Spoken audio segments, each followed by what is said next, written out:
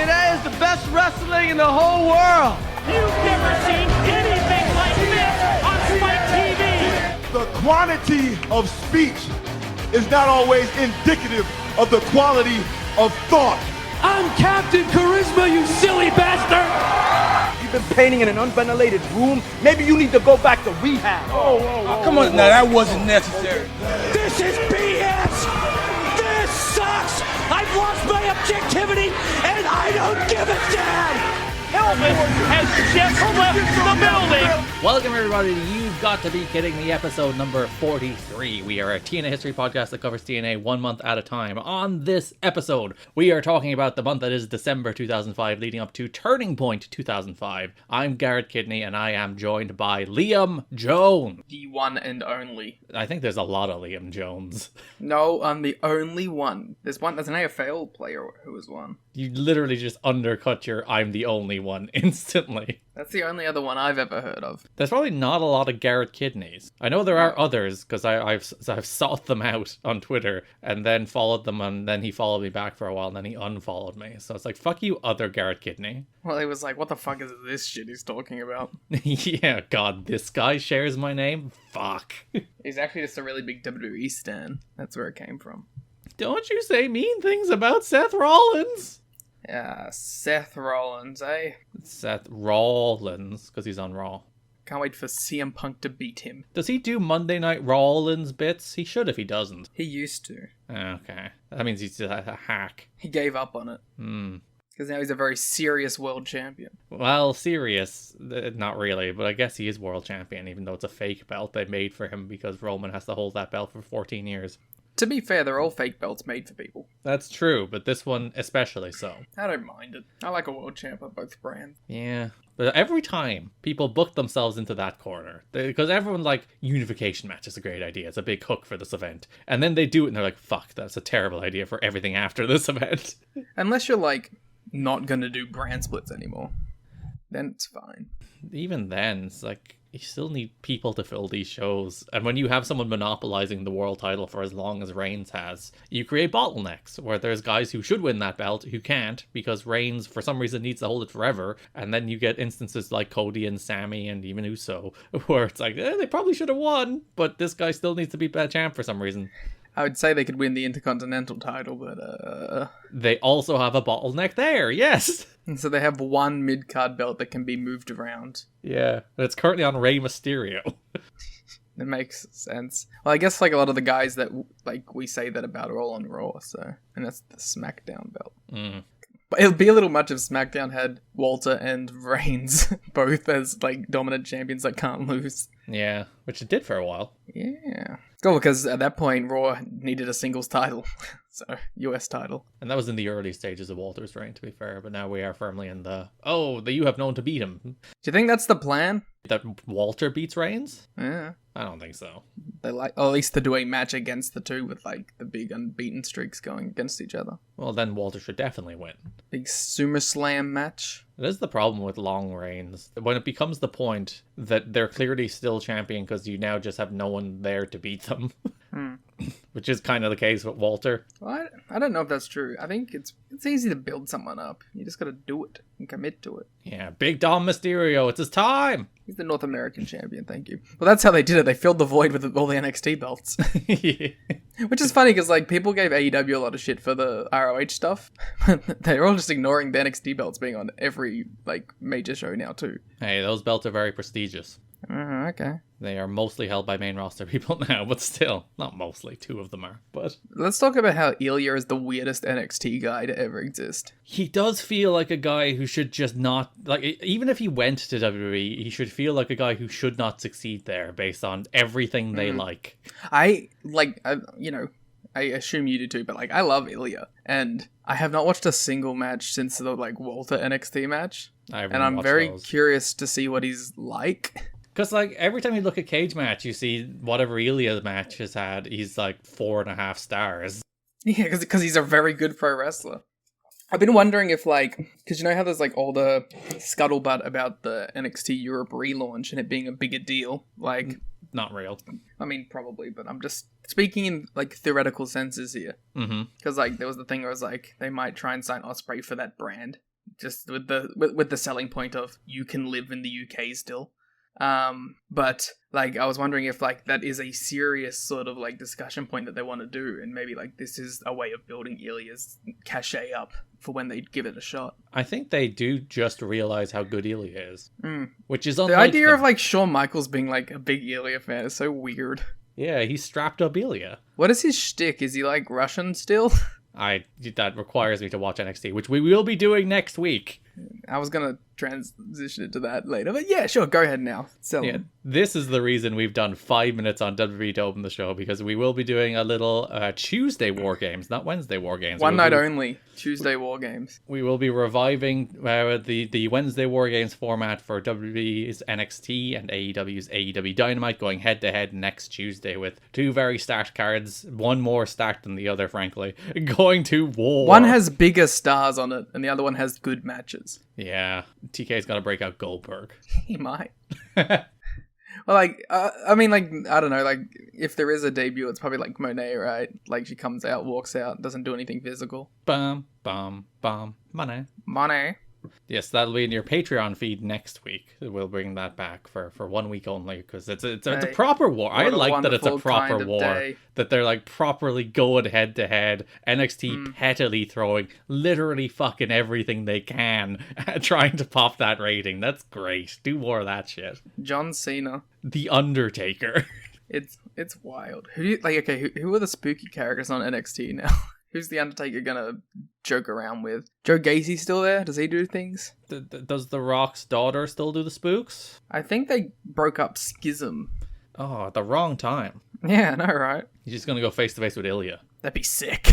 Ilya should take him out. Set up an Undertaker Ilya match. Isn't like nothing announced for Ilya on that show, which feels weird. Because they're bringing back 700 old people. But like, because the main event, give me a second, is Carmelo Hayes and Bron Breakker. Again. But those are like the last 2 champions. Why don't you have the current one involved in something? Okay, so if Cena's in the corner of Carmelo and Heyman is in the corner of Braun, Yeah. who's going to be in the corner of Ilya when he walks out? Seth Rollins, have you seen Ilya's new coat? No. Oh, let me find a picture of Ilya's coat. It's very freaking. No. That means I have to hate Ilya Dragunov now. Do you think if I search coat, it'll come up? Ilya Dragunov coat? Yeah. Maybe. Sure, that's the best I got. I have sent it to you on X. That's a great photo of the coat. I can really tell what the coat looks like here. But you can tell the essence of it. It is very And floofy. Yeah. I should have done a 3-way with them. 3-way dance. But yes, that new Tuesday War Games will be in your Patreon feed next week. Enough on WWE. Anything else going on with you? I watched The Creator. I'll be seeing that tonight. I'm surprised that it only has like a 3.4 on Letterboxd. I think it's better than that. People are wrong. If I was allowed to be granular, I'd say it's a 4.25. Ooh. But it's just good old sci-fi. I wonder if people hate it because the Americans are the bad guy. And the Americans are like, no, it can't be us. We would never abuse AI for our own purposes and then destroy the world. It's also super, like, real-life American atrocities coded.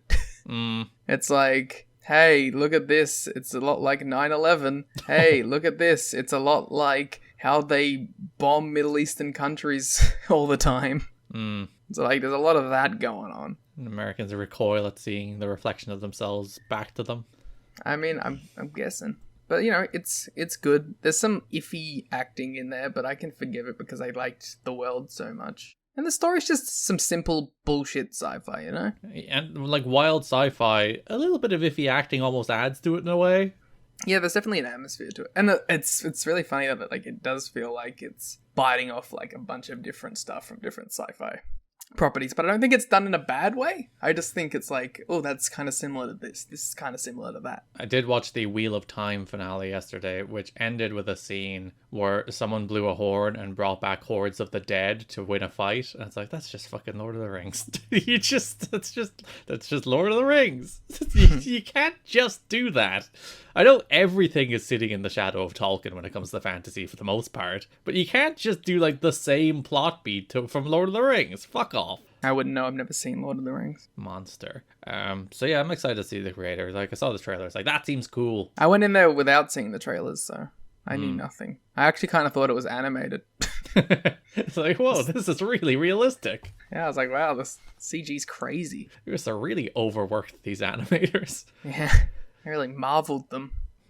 But thankfully all of them are unionizing, so fair play to them. There's so many different companies they use. They must have been hell to organize. Because they're outsourcing every single ounce that they can to every company that they can, and then treating them all very badly. And then those companies either burn out or literally go bust, and then they have to go around to somebody else. Is true. I'm getting super into Survivor again. The only Survivor I've ever watched was the Dropout version. And Johnny Fairplay. Well, I've never seen him play Survivor. But he has survived in TNA longer than he probably should have, am I right? Sure. Got him. If you really want to force a joke, sure.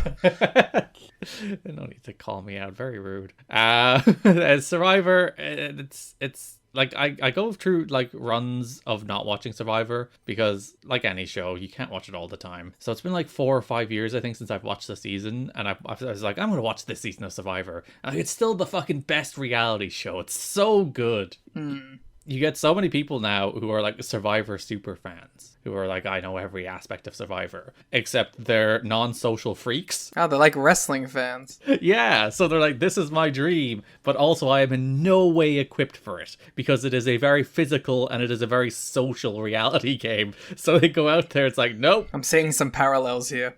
I cannot survive whatsoever trying to do this. And then they collapse and fall apart. And Has there ever been a Survivor superfan that's won Survivor? yeah, there was a couple. Was it John Cochran a while back, who was like a very like analytical guy, and I think he won. But a lot of the time they do come out there and they are like, well, this requires you to be either smart, social, or, as I said, very athletic. If you had to pick like one of the three to really excel at in Survivor, what do you think the most important is? Oh, social. Like, if you're social, charisma. You can go all the way. Because if you're smart, you are seen as a threat because you're smart. If you're like a challenge beast, people will take you only so far because you're useful to them until the merge, and then it gets very individualistic, so they want to boot out anybody who can get immunity. So if you're really good physically, you go out probably about halfway through. Whereas if you're social, you can play the long game and you win. Wasn't there a wrestler who was on it? Johnny Impact. I thought there was someone before him, but yes, he was on it. Johnny Survivor. Johnny Survivor, indeed. I think Ashley Massaro was on it for a year as well. That's fun. I think. I want to say. She was on one reality show. I'm pretty sure it was Survivor. I didn't watch Johnny Impact's season. Maybe that could be our next Patreon series. He went far enough as well, I think. I think he got past the merge, so he would be there for a while. All right, we'll consider it. When we get to 2018 TNA, we'll add it in real time. There we go. Because he does disappear off TNA TV for the 4 months he's on Survivor, so... That's fun. Yeah, that was a good run, that 2018 run. Yeah. I know it's very easy to roll your eyes at Johnny TV. I've always been pretty pro Johnny. Like, he has his lane, and if he stays in that lane, he's pretty good. He's good. He's been good on Lucha Underground that we've seen so far. He's good in Impact. Maybe he's just built for the mid-level company. And even in AEW, he's just on Rampage. Actually, he's doing Dynamite Dark matches against Brandon Cutler and Colt Cabana. Why? If anything, that is almost a little underusing Johnny TV. He's doing the BTE matches. But yeah, Survivor, it's such a good show because it works every time, because it's just a bunch of people trying to pettily outplay each other and usually stabbing themselves in the back instead of stabbing somebody else, and it is tremendous. You know what my favorite reality TV show is? What? Total Forgiveness. What is this? It's one of the most insane premises for a show I've ever seen. Basically, they get two people who are like friends who are like crippling in student debt. And every week they give each other a challenge, and if they complete it, they get like $500 and $1,000 and $2,000, and it keeps going up and up and up and up. But as it goes up, obviously, and like, because if the person fails or doesn't complete it, the other person gets their share. Feels like a Mr. Beast show. It is insane because you get to watch these people break each other and their friendship torn asunder as they start picking challenges that are A, socially crippling, or B, just impossible. Like, they're just not, like, able to be completed. They're just, like, there's... I won't spoil any of it because I do recommend you go watch it. It's one of the most insane things I've ever seen in my life. But there is one part where it's like, the guy does the thing, and then they go up to, like, be like, haha, cool, you did the embarrassing thing. And he just sort of goes, don't talk to me. Are we done with the shoot? I'm leaving. Nice. Like, it gets to that level. It gets to the point where they stop liking each other. Like, some of like the earlier ones, 'cause I don't want to spoil the big Ender ones, but some of the earlier ones are like, he has to go up and do stand-up comedy, but all of his jokes are written to bomb, and he has to play it off like, like it's all fine. See, I'd probably have fun with that one. And he's the headliner of the event, and no one else is in on it but him. Because, like, I know if I did do stand-up, that's exactly how it would go. So I would probably have some fun trying to bomb as hard as I possibly could. The other one was they had to read their shoot childhood diary at a book reading to the public. What other one? This is why I'm happy I never wrote a diary. There was one where they had to come to work drunk every day for a week. Then you could just get fun. That's like... No, it's not fun.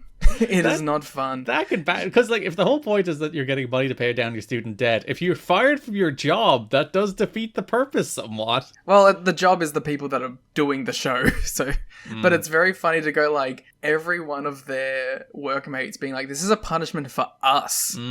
Why don't we get paid for this? A, they're completely incapable of doing their job for the week. And we have to deal with this person who had to drink a bottle of champagne before every single workday. Down it.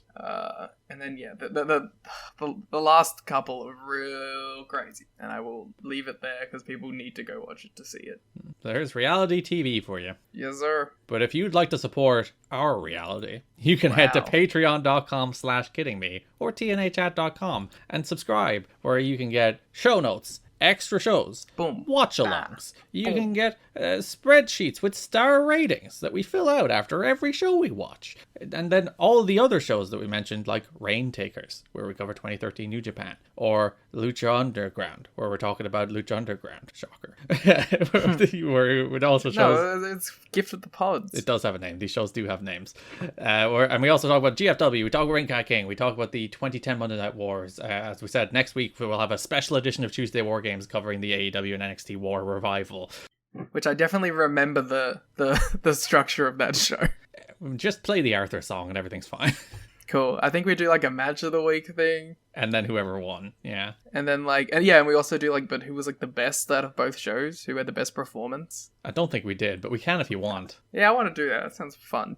See, we're innovating on our formats, unlike these people who are trying to play the hits from 2019. When was the last time you watched an NXT show? I think the last time I watched NXT was the last time I had to watch NXT for... No, I watched some of the 2.0 stuff at the very start. I watched the first couple of weeks of 2.0 and was like, this is funny and bad, but will increasingly just be bad after a few weeks, and that was the case. I watched last week's. So I haven't watched NXT in probably 2 years. And it was some of the most dreadful bullshit I have ever witnessed in my life. That being said, I will go into this episode with a clear mind and a clear conscience. Not a single ounce of bias will be there. I will give it the benefit of the doubt. You are approaching NXT with good faith. Yes, we always said that the War Games podcast was a good faith podcast. It's my big thing when always covering wrestling. That like you do see a lot of people approach everything with bad faith, or approach the things they don't like with bad faith, and I do try to approach everything with good faith, even if I'm grumpy sometimes. Sometimes it's hard. People are just doing things you hate. Sometimes that is simply the case. Yeah. But sometimes you have to give people you hate a chance to surprise you. They should have put the pay-per-view on the same day as Collision, and we would have been forced to do two. But yes, that'll be next week. And all of that available, patreon.com, tnachat.com. You can support the show, support us, and all of the people who do go there and support us, which is a pretty substantial number, all things considered. In the realms of wrestling Patreons, we are, I think, in the top 25% whenever Brandon posts that graphic. Wait, are we listed in that? But no, you know, he posts like a pie chart that has like this percentage has 5 to 10, this percentage has 20 to 50, and we are usually in like the top 20-25% of wrestling patrons, which is crazy to think about. If we get listed in like the actual name, that's when we'll retire. Yeah. If we're like listed by name, we're done. So for you to make that happen for Liam, to make him a successful podcaster on Brandon Thurston's we'll keep radar. the Patreon up though. You can head to tnachat.com, patreon.com/me and support the show. Also, there's new features on Patreon. Go look. I don't think we've actually used any of them, but Yeah, we can make the collections. which we probably should for our individual It'd be very shows. easy for us because like our things are like 10 episodes each normally. I want to say though, one thing, Rain Takers is killing it on the Patreon. Rain Takers is like, I think that's like one of our best runs that we've been hitting. Is like those shows have been quality. It helps that it's like an era that we're both kind of familiar with, whereas this show is you're familiar with it and I'm just playing catch up. Yeah, it's the classic expert and everyman format. But that one is like two people who lived it and loved it, and it's a lot of fun, and I recommend everyone go check it out. There's a free episode up somewhere, I think. I think the first one's free. If not, we might make it free at some stage. Yeah, so like if you want to try it out, I'm sure you can. Yeah, I don't know. It's just fun. I'm having good times lately. tnachat.com, patreon.com/kiddingme. Ooh. That brings us to the news. Details aren't known as of press time, but word out of TNA is that top executive Frank Dickerson has left the company. Dickerson was popular with wrestlers for his honest approach and fast learning of the business. He had clashed with Jeff Jarrett several weeks back. When TNA wrestlers were in Australia, there was some key business Dickerson wanted Jarrett to tend to, and when Jarrett didn't, Dickerson expressed frustration. That may have been enough for him to fall out of favor with Jarrett, who remains extremely powerful in TNA. In fact, sources say he's de facto head booker at this point, which I think is more just that like there is still the booking committee booking the show, but then there is just like the Jarrett of it all hovering around, Jarretting everywhere. I imagine he like mostly just focuses on himself. Where he's always suggesting ideas, and particularly ideas for his own top programs. There you go. So, former CEO Frank Dickerson was fired by a part owner Bob Carter 3 weeks ago. Majority owner Bob Carter, Dave, to be clear there. Oh no, this is PW Torch. Dickerson will be completing a 90-day period of training his replacement for the position. The replacement is in his mid-30s, has no wrestling knowledge, and made his money in the oil business working for the financial branch of Panda Energy. One source says Dickerson was not pleased with the sudden firing. Most people aren't pleased with sudden firings. I've learned that in my life. Very few people are like, oh, thank God. Actually, sometimes people are like, thank God, but... There's people like quiet quitting normally. And has enough financial and business experience to form his own wrestling promotion if he wants to pursue that. The wrestling bug bit him, says one source to PW Torch. The firing came as a surprise to Dickerson, who played an integral role in negotiating the Spike TV deal, went to bat for Dixie Carter and Jeff Jarrett in meetings with corporate sponsors, and was regarded as a team player. Dickerson was instrumental in signing the talent exchange deals between New Japan and TNA through the NWA, and Liger was the first wrestler, but not the last, as it turns out. There's speculation he might be the last because of that, but no, he's not. We get more next year. We get more in January, actually. So, other projects that Dickerson was working on have currently been placed on hold as well. TNA currently has an 18-month deal with Spike TV, and Spike aren't too concerned. There's always like a thing in wrestling where it's like, oh, they have to have the executive who struck the deal, otherwise the company will hate them. It's like, no, if you're doing ratings, the company, the TV networks don't really care who they're dealing with. They just want numbers. It's kind of sick that he was like, yeah, we need to get this New Japan. Yeah, he's like international relationships, which like it has always been a part of TNA's identity, you know, going back to the World X Cups and the Super X Cups and all that fun stuff. But you did all that without one of the real heavy hitters. Like even the Japan teams were always like weird all Japan jobber teams. You weren't even getting the A players from anybody. So finally striking one of those deals where you can get some of like the decent level stars over. Is Frank Dickerson still alive? Probably. I think I looked at his LinkedIn years ago, but I haven't looked recently. I wonder if he'll sponsor me. Just start your own wrestling company? You think I should send him a message on LinkedIn like, brother, it's time? Yo, Frank, you want to get back in the wrestling business? I can do it. Put me in, coach. Give me your money and put me in. It's only been nearly 20 years. But it's 8. It said right here the wrestling bug bit him. Yeah, he's still been thinking about it for the entire time. He's just like, I just need some podcasting host to contact me and I'll do it. It's all going so well with TNA. If only someone who watched the TNA could contact me. Doesn't no one know that the wrestling bug bit me? So unfortunately, we won't be able to laugh at Frank Dickerson's name anymore, Liam. I'm sorry. It's been a good run. I know this is a big hit to your enjoyment of doing this show. You can have a nice little chocolate Frank Dickerson. Frank Dickerson Promotions coming soon, though. With CM Punk. Oh, there you go. He's the businessman behind CM Punk Pro. Me and CM Punk running the promotion. With Frank Dickerson. With Frank Dickerson's money. Dixie Carter says drugs are not a problem in TNA. Yeah, they're the bloody solution. There's a Dixie quote if you'd like. I gave up on The Voice. We keep very, very close tabs on our locker room situation. TNA president Dixie Carter told AudioWrestling.com. We had some guys in trouble in the far past. Raven in the past. Alright, no need to do that. Most of the people we deal with don't drink any. Whatever their demons were in the past, they've kicked. Dixie responded that because the wrestlers on TNA's roster don't fit the model of a WWE bulked up wrestler, a drug policy similar to WWE's isn't applicable to the company. You can tell by looking at our roster that we're not necessarily about size. Dixie said. You don't have to be a bulked up talent to be successful on our show. We have a different philosophy as far as the type of wrestlers and the style of wrestler. When asked about WWE's implementation of a drug policy, Dixie said, I applaud what they're doing. I respect what they're doing. Right now, we don't have a specific drug policy in place. We haven't really had any problems, so I don't know exactly where we're going to go. Dixie says she's talked to former WWE wrestlers who have gone through WWE's previous drug policy. It is not a flawless system, but it is an important system. Dixie said. There's such pressure on these guys.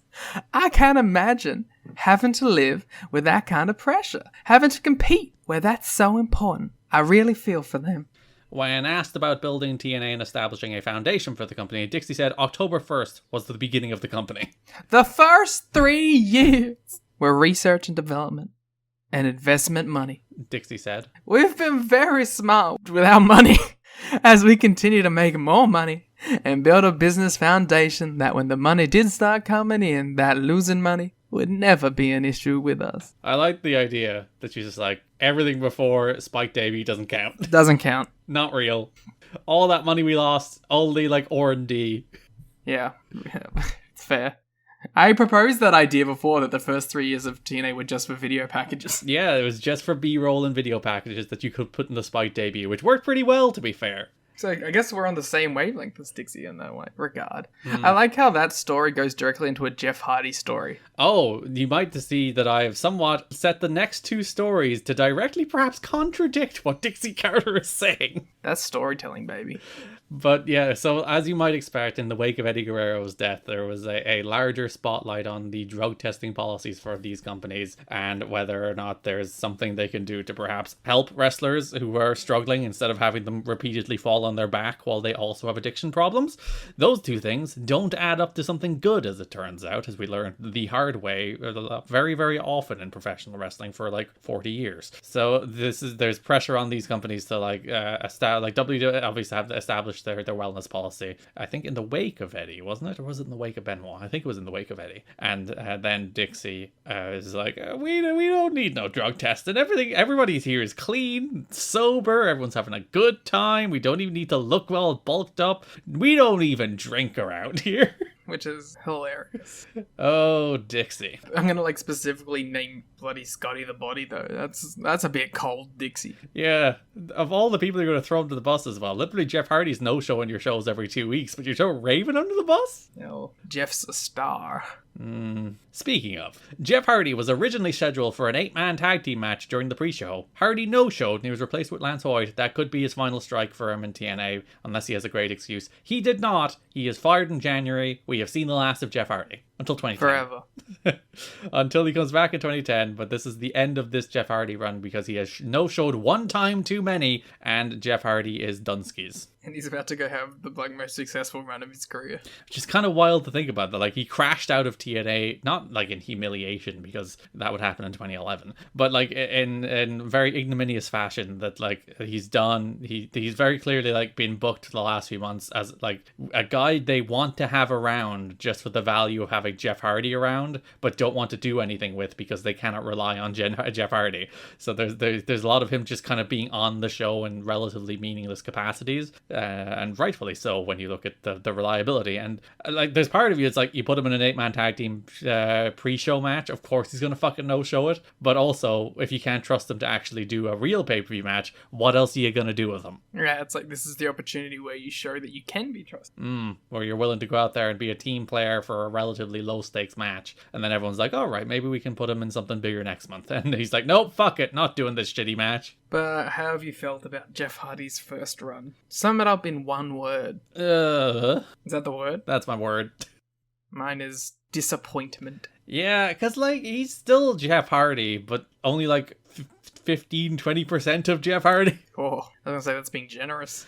There is glimpses every so often where it's like, oh, that's Jeff Hardy in there somewhere, but there's so much before that Jeff Hardy can get out, and there's only very fleeting glimpses of when he did get out, mostly when he was working with Abyss and freaking out at tables, because even when those matches went badly, they were extremely funny. So And the Ravens cage match. yeah, there was that silly little run, because like he was a very serious wrestler to start, which is to be expected. He's Jeff Hardy, you bring him in, he's your main event player, he's in a main event program with Jeff Jarrett, fine. And then he moved into like plunder stuff with Abyss and Raven, and that was when he was at least productively contributing to the show as opposed to being bad. That's the best stuff of the run. When he was just being thrown through tables, and when tables didn't break, he drop kicked them. That's great. And then he came back, and he did like the Monsters Ball Bound for Glory is awesome, and like he is a big part of that and has the biggest spot in that, so you can't take that away from him either. But yeah, the average like week to week, there's never a point when like I'm watching an Impact and Jeff Hardy comes out And I'm like, thank God Jeff Hardy's here. yeah, I'm always like, oh, Jeff.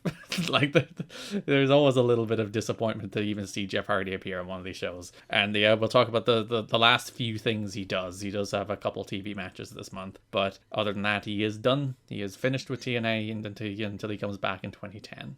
The other major item coming out of the pay-per-view was Jeff Hardy no-showing. Hardy, who has no-showed for several times in the past, including once in a push pay-per-view match against Raven back at Hard Justice, and was even dropped for a few months after that, was scheduled for an 8-man tag. The belief is Hardy is done, at least for now. TNA has historically always taken people back, though Dave notes not DDP. They're like, fuck DDP. He wouldn't put over Monty, but Hardy apparently never refused the job. He was willing to do business, but then he also didn't show up. He was willing to do business when he was there. Yes. With Hardy, one of the reasons he was brought back was because they wanted to have as many familiar faces as possible when they started on Spike. At this point, they are very low on rationalizations for him. Nobody knew until 2 hours before the start of the show that Hardy was no-showing. When he called to say he missed his flight, he gave no other explanation. The feeling was that Hardy was mad because he was booked in the pre-show match, but he acted as if he just didn't make his flight. And he is done. Well, what a run. But everyone's fine. This had nothing to do with any demons or anything. This is just some personal problems with Jeff Hardy. Dixie doesn't need a drug testing program. Nobody in the company even drinks, Liam. I believe her. Did you not hear her impactful read 3 seconds ago? Not that this necessarily will change the plans, but Sean Waltman didn't help his cause regarding the plans to bring him back when a few weeks ago, the Doubletree Hotel in Orlando, the hotel that the wrestlers stay at, alerted TNA management that one of its wrestlers had passed out in a hotel room, and they had to break down the door to revive him, and the person in question was Sean Waltman. TNA officials were told Waltman had to be carried out of the room. Waltman apparently admitted he had passed out and was revived, but denied he had to be helped out of the room. There was a storyline to bring him back, and best as they can tell, that is still in the planning stages. We do only see him once. He's a random challenger for Raven in that story, but he doesn't do anything important. Probably because of this, and Dixie saying, there's no problems in TNA, everything's fine. Yeah, he passed out because he was really tired. He's just real sleepy from all the hard work he's doing in TNA.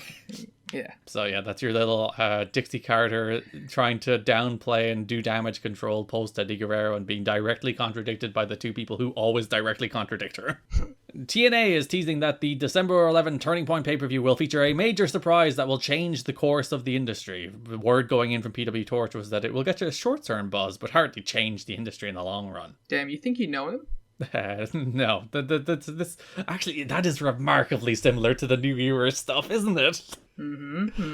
God, I didn't put that together even when I was putting together these notes. It's like, yeah, because they were like, this will change. Like, they specifically said change the face of TNA forever, I think is the way they phrased it on the pay-per-view. You're saying it would be a new era?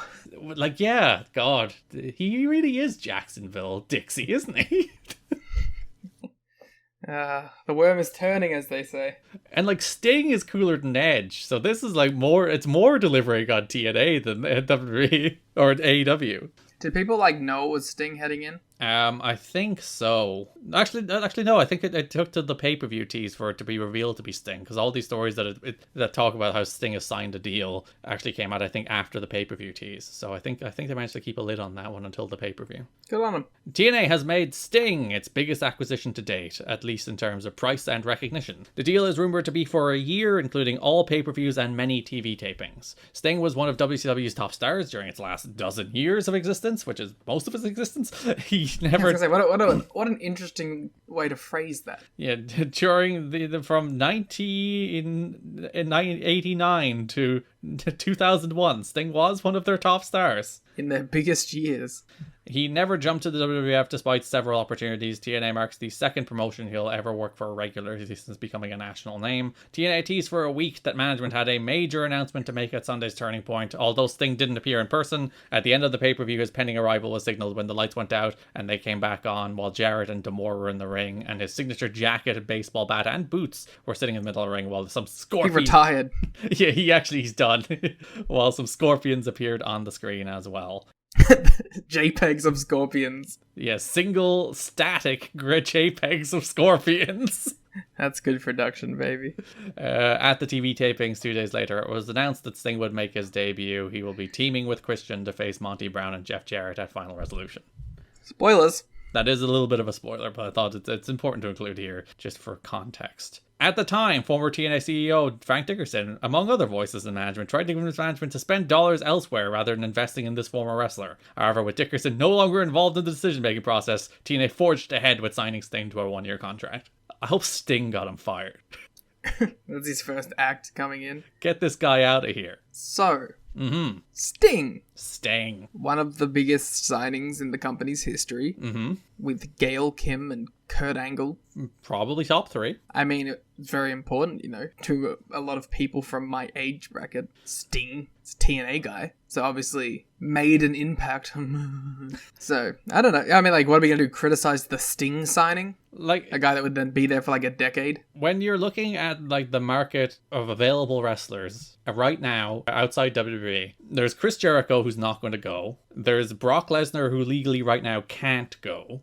Then there's Sting and there's Goldberg. Those are the 4 that if you were if we need real star power, these are the guys we want to go to. And Sting is about as good as anybody. He's probably cheaper than Goldberg. He probably is, and I think he's probably more willing to help you long run than Goldberg, because there's probably Sting is, I think, a more versatile performer for what TNA would ultimately need than Goldberg is, even if Goldberg, I think at the height of Goldberg, was a bigger star than Sting, even if Sting was a bigger star for a longer time than Goldberg. Yes, signing Sting is a good idea. That is the take here. Yeah. Adding Sting to your roster, thumbs up. The signing took place this past week and believed to be a 1-year deal, with Spike TV kicking in a significant part of the mid-6-figure deal. It is believed Spike set a precedent by kicking in money for Ken Shamrock and Tito Ortiz to appear on Ultimate Fighter Season 3, coming up this spring. It's not coming up this spring. The spring of 2006, the spring ahead of us where we are in the TNA timeline right now. Though I wouldn't be shocked if they did do a Tito Ortiz, Ken Shamrock 2023 season of Ultimate Fighter. I gotta some people to watch those shows. There have been talks with Sting going back several months. Sting turns 47 in March and was one of the big stars in the 90s. There's been a lot of talk that match quality was an issue, but who gives a fuck? It's Sting. Also, Sting is actually pretty darn good, so there's also that. And then Dave points out they brought in Hall, they brought in DDP, they brought in Nash. They don't give a fuck once they can have some stars, and Sting is a bigger star than all those guys. Yeah, the rest of the roster will pick up the match stuff, and also Sting is still good. And Sting has the face paint, which means he can, even now in his 60s, get away without feeling too old. And the full get up. He really picked an aesthetic that was gonna lend himself to looking young. Yeah, because you watch Sting on AEW TV now, and you're not look at that old man. No, he still just looks like Sting. He's still Sting. It's Sting, as Tony Schiavone might say. He might and will and does. Often. I wonder, does Don West drop in It's Sting? We'll have to keep an eye out for that. He's a student of the game. At the end of the Turning Point pay-per-view, there is that tease where they're like, Sting is coming, and they do a fun thing where they spent ages being could it be? Who could this Scorpion logo be? I thought they weren't even going to say the word Sting, but Mike Tenay does eventually be that's associated with Sting! That's a way wordier version of what Tony's catchphrase is. That's a logo associated with Sting! That'd be great. I hope that's what they do instead. So they are ramping up their star power naturally. Christian last month, Sting this month. It's the Adam Cole and Bryan Danielson of TNA. Mm-hmm. Which is the better 1-2 punch combo to sign? Christian and Sting, or Adam Cole and Bryan Danielson? The Cole Danielson one led to like the biggest run ever In the history of wrestling? For the company. TNA goes into a rapid period of 3 years of expansion after this. 4 years. Alright. What about Punk? Can I put Punk in there? No, he doesn't count. He burned out. It's probably in like the same amount of like time. Alright, who's... who would we have to include? Punk is Rhino, I guess. Yeah, so it's Punk, Cole, Christian. Well, before then it was Christian. It's Punk, Cole, Danielson, and Christian, Rhino, and Sting. You got your indie dream guys versus your cool stars. I think I gotta give it to the AE dub on that one. Rhino will just gore Punk in half. Rhino should wrestle Danielson on Collision. Probably have a good match. Yeah, I mean, Danielson will get it out of anyone. Heavy shot at Rhino. It was intended. Wow. I haven't watched it in forever. It could be good. So yes, Sting will be here, and we will be talking more about Sting long into the future, because like the three top stars of TNA like are Styles, Sting, and Angle. Those are like the three guys who are like for the next whatever 8 years will be the guys who are like the three TNA guys who pretty much everything revolves around. You seem to have forgotten the name there. Who did I forget? And let me spell it out for you. JEFFJARRETT. What's that spell? We only have one more year of this being the Jeff Jarrett company. Then it becomes like a company that has Jeff Jarrett in it. It's gonna be weird in a post-Jarrett world. A post-Jarrett planet. Like, we always say, like, you could argue that, like, Jarrett being the top guy until the likes of Sting and Christian and Angle came in makes sense. But also, like, he hoovered up so much of the oxygen during that period that he made sure there would be nobody else but him until guys like that came in. It's crazy how much this show is gonna fucking hit into overdrive once Angle comes in. Yeah. And is just a fucking maniac. You know, that's the thing. Like, 2005 has been good, but you know what? It hasn't been insane enough. It hasn't been crazy, that's true. And I'm ready for insanity. 2005 TNA has been too competent and coherently put together for your tastes. You know what? It was pleasant to have after the boring era, but I want TNA what it's known for, and that's pure insanity. You'll have to wait until September next year. Well, October. We're getting there. We only have about a year left of good TNA. And then we're in the, like, until, like, 2013, when is the next good year. And we do get, like, bits and bobs, because we're coming up on, like, obviously this month we start Alex Shelley at ringside with the paparazzi cam. That's like, there's the little beginnings of paparazzi productions this month, so there's some fun stuff. We get coming. to see him being a pervert around Sting soon. So that's great. Although he recently signed a contract as a TNA wrestler, Kevin Nash may retire from in-ring action. The health scare from the night before his scheduled pay-per-view match on October's Bound for Glory brought on anxiety from fear of potentially suffering an injury in the ring, may cause him to rethink any future plans to return to the ring. He did get clearance from a cardiologist that his heart was not in bad shape and he's not at risk of a heart attack just for wrestling, but other issues are weighing on him. So it seems, at least Nash is suggesting, that the Bound for Glory incident was a panic attack? That makes sense. That he couldn't really deal with the Bound for Glory main event and also just feared he'd get hurt because of how quickly he got hurt when he tore his quad when he returned to WWE. It's like the most reasonable shit I've ever heard in my life. Because, yeah, there was that thing where he returned to the ring, he ran down to the ring, and he tore his quad when he literally got in the ring. For, like, an industry that's full of gigantic weirdos who don't care enough about the logistics of this insane sport that they're a part of, this is the most realistic shit that I've ever heard any of them talk about, where he's like, you know, it's just dawned on me, I can get hurt just from getting in the ring. And then I have to go and take bumps? Well. Insanity. Well, I have to go in and take bump? Yeah. That's insanity.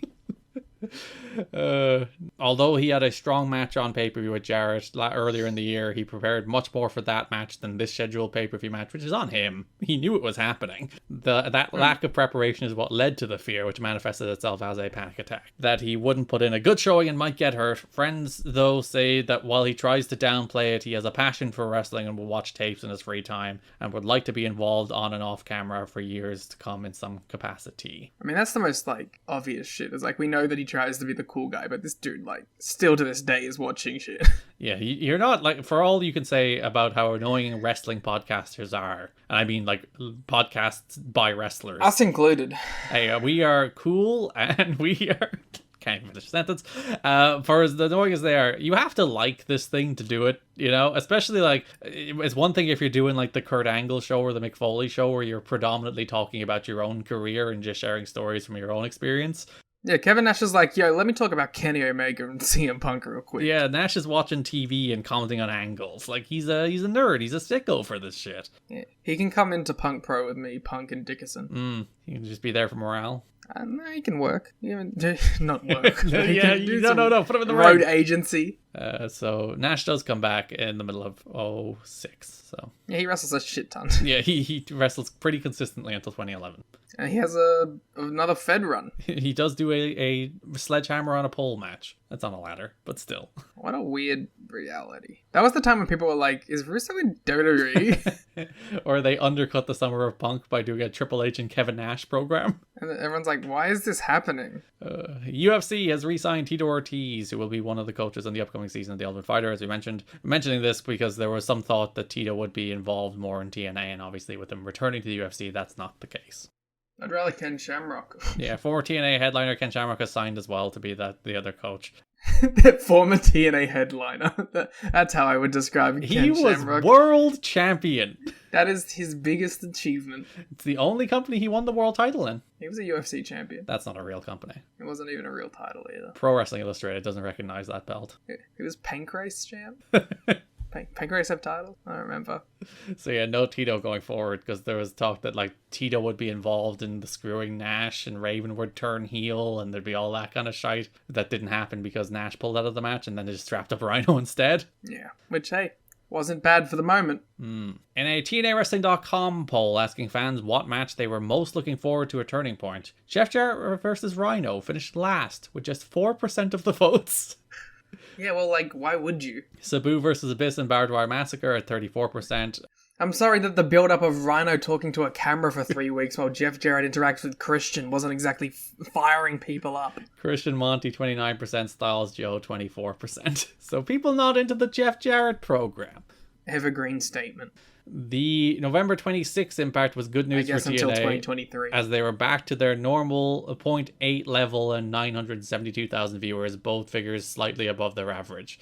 It's really, like, confronting how similar these are to, like, AEW numbers. The reason I included it is because, like, they had a couple dodgy weeks where everyone was like, TNA is done, the audience, the novelty factor has worn off, the audience are fleeing. It's the modern talking points. They are the same company! So like they did like a 0.6 and 600,000 viewers at one stage, and everyone's like clutching their pearls, being like, this is the end, Spike is going to drop them, they're not doing... And then they came back 0.8, 972,000 viewers, and then it's like, oh, it's fine, everything's fine. Like, the parallels are insane. Like, people, you always hear the dopey talking point that like, oh, the internet's ruined wrestling. It's like, what if wrestling Twitter was around for Montreal? And then you read this shit and you're like, nope, it's always been like this. And if you read like 1987 Observers and you'll read the reader letters from that, it's always been like this. Time is a flat circle. Like, the medium has changed through which we find things out and complain about things, but we find things out and complain about things nonetheless. Access is more readily available. That's the difference. You don't have to seek it out anymore. Like, I mean, like, look, X. I'm gonna search the words AEW. Yeah, read the first tweet you see when you search the words AEW on X. Latest. CM Punk drama. Oh. At this point, it's a reply to a tweet about Punk getting referenced on WWE TV, and I don't know why anyone cares. I mean, the most interesting about his AEW run was the controversies backstage. Thought he got carried by everyone he was in the ring with. Stupid. Do you know what I mean? Like those takes are everywhere. If at Triple H brings back at CM Punk to at WWE, rip at AEW. Oh, god damn it. The idea that Punk is carried is so stupid. He worked like 30 matches. Did 30 people carry him? Yes. Oh, well, fair enough. And those 30 people were the fans. Whoa. Yeah, Wrestle Dream did a crazy pay-per-view number. It did the AEW pay-per-view number. It did better than All Out by like 20,000. Yeah, but All Out was right the week after. All Out is the anomaly here. AEW pay-per-views do like 135 to 150,000 buys every time without fail. 442k pay-per-view in like a month and a half. That's wild. While no decision is official, the current betting line is that Spike TV will be moving Impact to Thursdays within 6 months. The plan at this point is that the... Is a betting line? Yeah, Dave actually has a little gambling business on the side. That's awesome. The plan is at this point is that the next season of Ultimate Fighter will be a Thursday night primetime show as opposed to 11 p.m. on Mondays, and wrestling works well in conjunction. So most likely by the time the Shamrock Ortiz season starts, Impact will be moved before or after. It's the DraftKings $20,000 pool. What day is TNA going to end up on? Yeah, and again, that's run through Dave's website. It's actually WrestlingObserver.com/DraftKings. I'm surprised they actually don't have a DraftKings sponsorship. I think everybody else does. Where's ours? Yeah, we can gamble on 2005 TNA. Who will win between Abyss and Sabu? I don't Sabu? even think I can use DraftKings here. I think it's like blocked. We can actually gamble. It's fine. DraftKings only exists because a lot of Americans can't real gamble. Is that true? It's like it's been deregulated a lot more, but they're like for years, like you can't bet on sports unless you're in certain places. That's crazy. Whereas you can do it on apps here immediately, all the time. I got like 7. So yeah, they're moving Ultimate Fighter to Thursdays, and I think Impact would complement that on Thursdays as well. The primetime special did a 0.8, which is better than what would have been expected in a non-regular time slot, and Spike was once again very happy with the number, because the December 8th episode was another primetime special, because the VGAs aired on Saturday that week, so they moved TNA into the Thursday slot again for a primetime special, which had Christian's in-ring debut. It's Christian. Bound for Glory on October 23rd ended up doing approximately 35,000 buys, give or take a few thousand, at least based on numbers at this point. The bad news on that number, beside the fact that they promoted the show as their Super Bowl for months, is the number was roughly the same as they were doing for the first few pay-per-views after they got on FSN. The company's profile is much higher on Spike, and they have 4 times as many TV viewers, but that hasn't translated into a lot of new buys. The Genesis show was down to probably closer to 15 to 20,000. So that is like the story of TNA's history. Obviously, they have a substantially larger television audience now than they ever had on FSN, but their pay-per-view number is roughly equivalent to what like Victory Road and Turning Point did at the end of 2004, and that was with 150,000 viewers on FSN. So despite a much larger audience, they have not been able to convert them into paying customers, and frankly never will.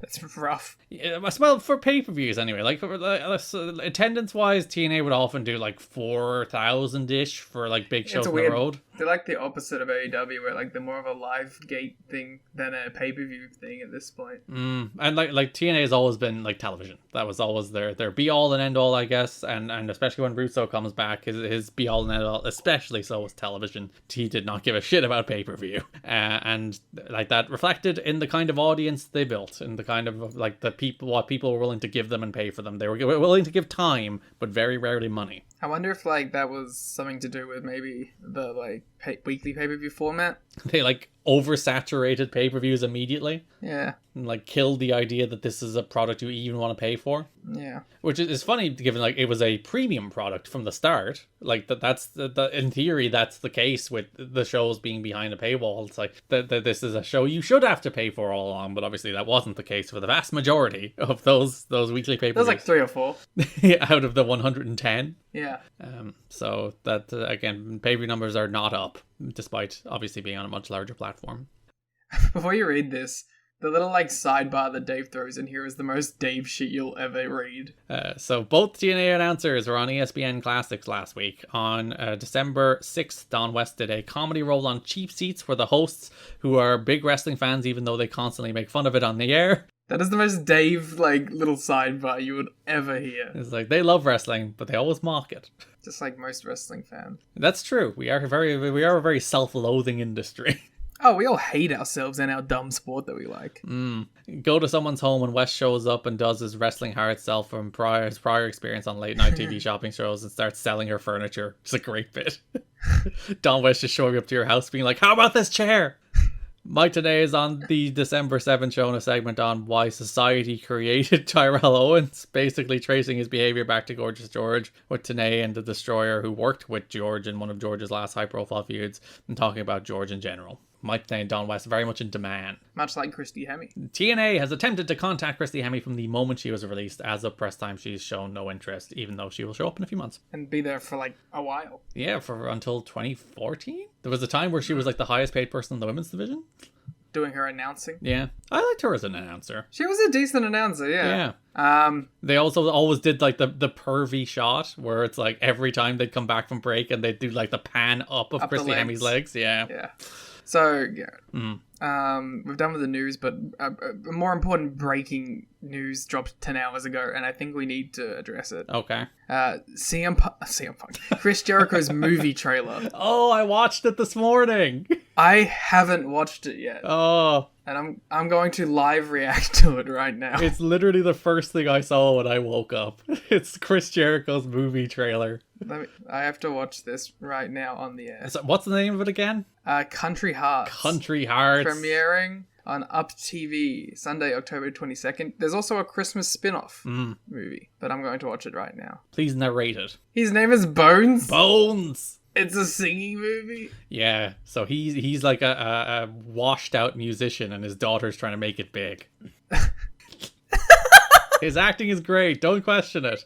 We have to watch this for the Patreon. Of course. We still have to watch that Sting movie. We never watched Sting Moment of Truth. We need to think of a name for wrestler movies. Oh, we have to download the My Up TV app to watch it. I'll give him money. All right. Yeah, that's gonna happen. And then we have to watch Country... You know what? Fuck the show that we do with Days of Thunder. We need to watch Country Hearts Christmas this year. Yeah, screw you, World Wrestling All-Stars. Get the fuck out of here, Road Dogg. Yeah, we need to do Country Hearts Christmas this year. You know the way you often see like a criticism? It's like, I couldn't see them playing a role, I just saw the actor. Mm-hmm. Never more true than with Chris Jericho in that movie. He looks like... He's cutting a Dynamite promo. You can't just see Chris Jericho doing like, I'm from Winnipeg, idiot.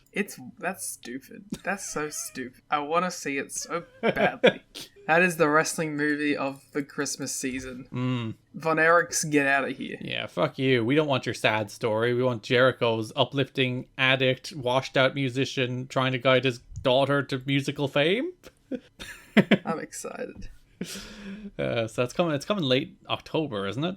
Yeah, October 22nd. Day after Bound for Glory. And then obviously the Christmas one. That brings us to broad topics, and fuck Jeff Jarrett, let's talk about Samoa Joe. Oh, okay, I guess. Upend format, because like Jarrett and Rhino is like the 5th most important thing this month, so we'll start with the best thing this month. Actually, well, yeah, it's probably still the best thing this month, which is the X Division title program between AJ Styles and Samoa Joe. So if you remember at Genesis, there was the big angle at the end of Elimination X where Joe beat the shit out of Christopher Daniels, bloodied him, muscle busted him on his chair, kneed him in the head a bunch, and he was sent out on a stretcher as AJ Styles watched on from the ramp being like, hey bro, that's against our code. Our code of honor. Yeah, so we're into the run that I think a lot of people associate Joe with at this time. Blood towel. Yeah, he does have the blood towel. So the first match on the first Impact this month is Samoa Joe against Jarrell Clark, and he does come to the ring wearing the towel with the blood of Christopher Daniels draped over his shoulder, and it is the coolest fucking shit. Yeah, so like obviously heading into this show, I was like in my malaise of, I have to watch TNA. And then I put it on, and Samoa Joe killed Jarrell Clark, and I was like, fuck yeah, let's go TNA. TNA is back. TNA is the best. TNA is the best thing that's ever happened. Pretty much. So yeah, squash. Joe wins with the Muscle Buster Coquina clutch.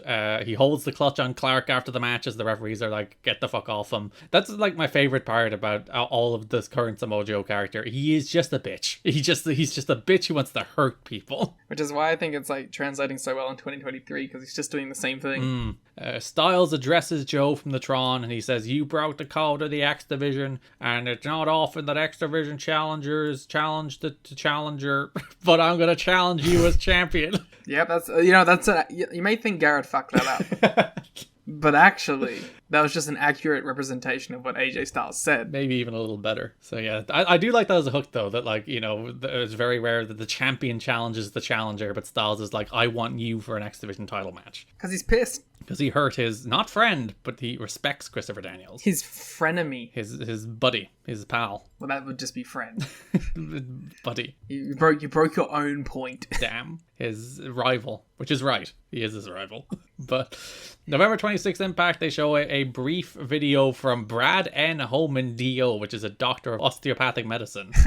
This guy rules because he's like, I believe he's a real doctor. I looked it up. He is a real doctor. Yes, but they just gave him like $20 and we're like, hey, can you just say some bullshit? Yeah, and it's literally like 30 seconds. And he's like, Daniels has a grade 3 concussion. He will make a full recovery, but he is not cleared right now. A grade 3 concussion? I don't know what the grades of concussions are, but 3 sounds hard. I wonder if that's like, is that like grade 4 or is grade 3 the max? I don't know. I've never had a concussion. At least not that I know of. Is it a grade 5 scale normally, but then one day it broke and went to grade 6? Ridiculous. That leads us into AJ Styles and Chris Sabin in a real good little TV match. It's always fun to see these guys just go out on TV and do some bullshit. Because we never get a big like pay-per-view Styles and Sabin match. That's never happened. But we do get at least like 3 lovely little TV sprints. One in particular in 2009 that's like one of my favorite 5-minute matches ever. And that's what this is. These two go out and have like a 7-minute, 8-minute TV match that's real good. It's Styles and Sabin going out there.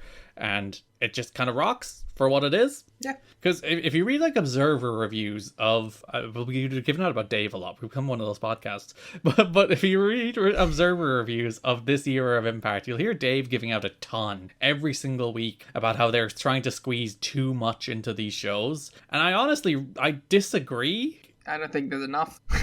He's like, I really want that Jeff Jarrett Kip James match to go another 10. Like, I do understand, like, wanting a match like Styles and Sabin to get more time. I would have liked them to get a pay-per-view match at some time in their career. The idea, I guess, is like, you get little tastes of it on TV, but then when you want the full-length thing, you get it on a pay-per-view, just in cases like Styles and Sabin. It doesn't work out that way all the time. Yeah, and when you are dealing with an hour for the whole company. Like, you have an hour to get every pay-per-view program on TV every week. You don't have the time to give Styles and Sabin 20.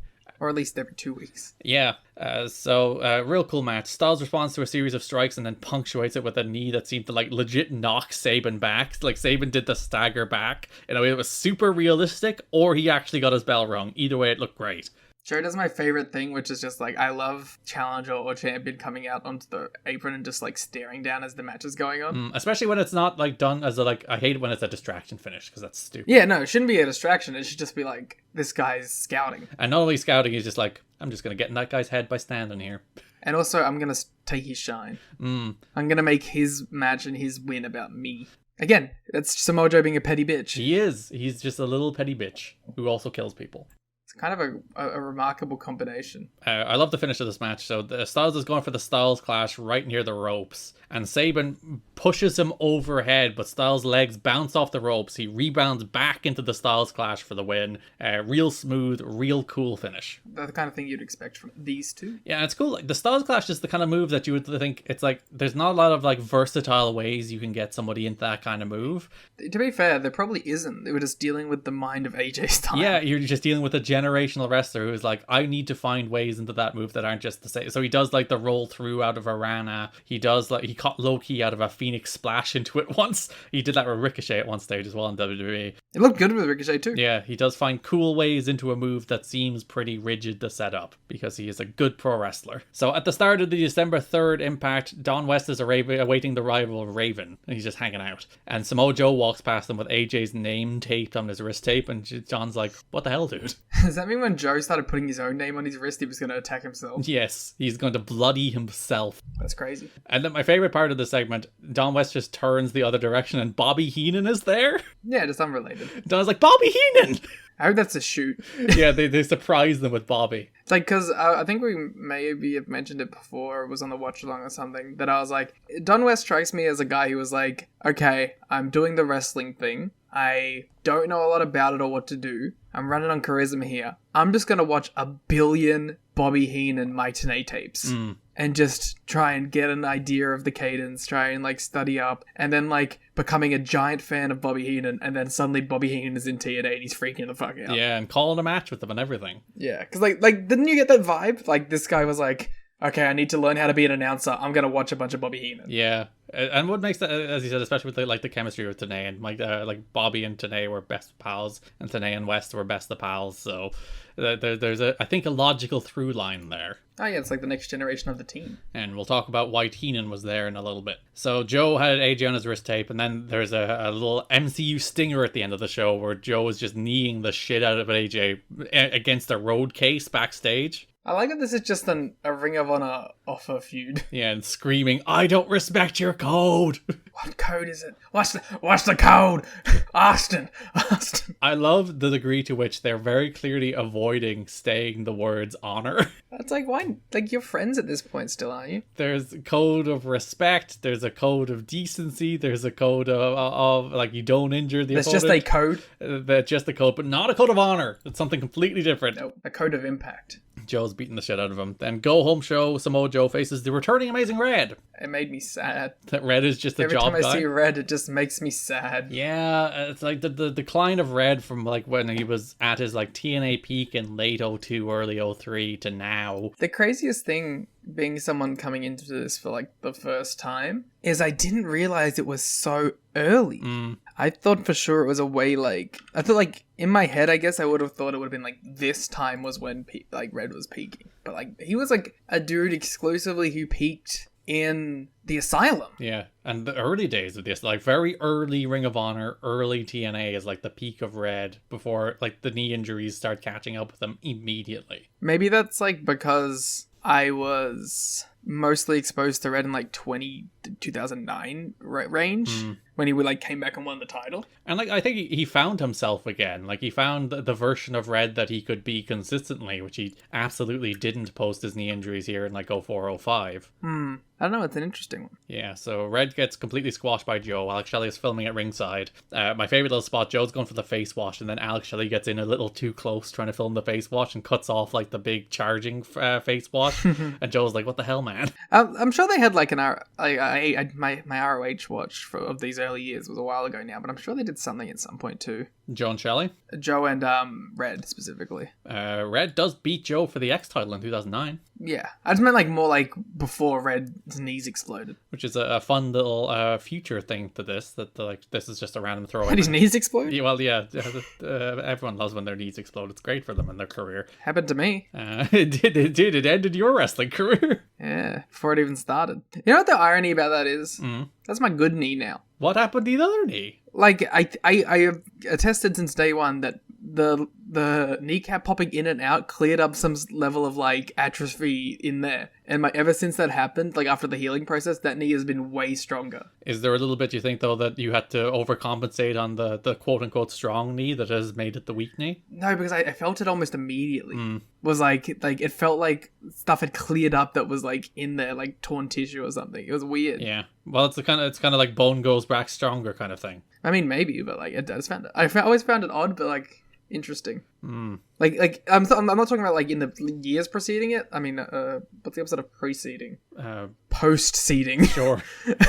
In the years post-seeding it, I'm talking about like in like months, like after it healed, it was already on the other like I could tell that like it felt better. Just odd. Yeah, because I broke my leg twice, and like what? Yeah, not recently. I was like 3. Like how bad were the breaks? I think like the second break was because it wasn't properly healed the first time. Because I slipped on a toy car and broke my leg. Like, was it like a full break? Yeah, I was. You got like kid bones, so like you're probably fine regardless. Yeah, but I was in a cast for a while, and then I slipped on a Lego catalog and re-broke it. Oh, he's slipping, this guy. This guy's been taking bumps since 3. Yeah, and my mom insisted that she didn't think it healed properly the first time, which is the reason I broke it again. But like that was when I was 3, and like I have no weakness in either. Like I think it was my right leg I broke. I want to say. No, you broke it in the most malleable time. To be fair, when bones are still growing and they're not formed. That's crazy. I didn't know that. Did you like remember it? I don't really remember. I have like vague feelings of going to hospital and stuff, but I don't have like strong memories. Probably good that you don't remember that pain. Yeah, of breaking it twice. Yeah. Well, they say third time's the charm. But yeah, I haven't come near breaking a bone since. I should break one just for the feeling. We should break one on the podcast. My freaking tailbone still hurts from when I took that bum like 2-3 weeks ago. You probably knocked something out of place. I think I probably bruised it, I think is what had happened. But I think that we talked about that in the watch along, I want to say. Or one of these Patreon shows. I can never remember. You felt what it was like. It is always so funny when people like mention things we mentioned on shows from 2 years ago. It's like, buddy. They mentioned things on the show that I just did and I don't remember it. Yeah, I found actually last time because there was a Rain Takers we recorded like 2 weeks in advance, and someone mentioned something to you in Discord. I'm like, he doesn't remember that because that was 2 weeks ago. I literally though I could have recorded it the day before and I wouldn't have. Yeah, it just goes in and out at once. As soon as it leaves my mouth, I've forgotten what I've said in this show. So Joe beats Red with the Muscle Buster Coquina Clutch, which is the more perplexed move of the night. Shelly ran away from Joe, and this is the last we'll see of Red until 2009. That's kind of crazy. But, like, you know, he's been a spotty, like, appearances at this point, even. Yeah, because, like, when D'Amore took over, there was a bunch of people they brought back. Like, they brought back Shelly, they brought in Joe, they brought back Sanjay. All those people have been sticking around as regulars, and they also brought back Red at that stage, who has not stuck around as a regular. And I think the sad thing is, right call. It's weird. So that does bring us to the pay-per-view match, in which Samoa Joe defeats AJ Styles for the X Division Championship. In maybe the best match in TNA history to this point? Yeah, well, no, because the cage. I think I prefer Triple X AMW, but this is a pretty strong number 2, I think. Well, we gave that 5 and we gave this 4 3/4, so... This is, I think, the most physical match in TNA history. They beat the shit out of each other. The best singles match so far. Oh, easily. Like, Sabin Hoovy might be the other best singles match. It might be Daniel's AJ. Yeah, but, like, you know, it's a thin list at this point. Nash, Jarrett, No, Jarrett. Watts, Well, yes, Callis. but that was yeah, well, okay, listen, we have to focus on my bits. But yeah, super physical, super violent. They beat the living hell out of each other. These two guys at this moment in time are two of the people who have like the most perfect chemistry imaginable, or like AJ is super bump, like made out of rubber, bounce off the mat guy, and Samoa Joe is evil monster who will beat the living shit out of anything in front of him. And those two things combined at this point in their respective careers, where I think arguably this is the best version of Joe wrestling the best version of AJ, and they just go out there and have the match you would expect these two to have at this moment, with a red hot crowd. Like the sacrifice match had some like finish shenanigans with Daniels running in. None of that this time. Straight up match between these two as they just kill each other. They just kill each other. Delivers it every way you can imagine.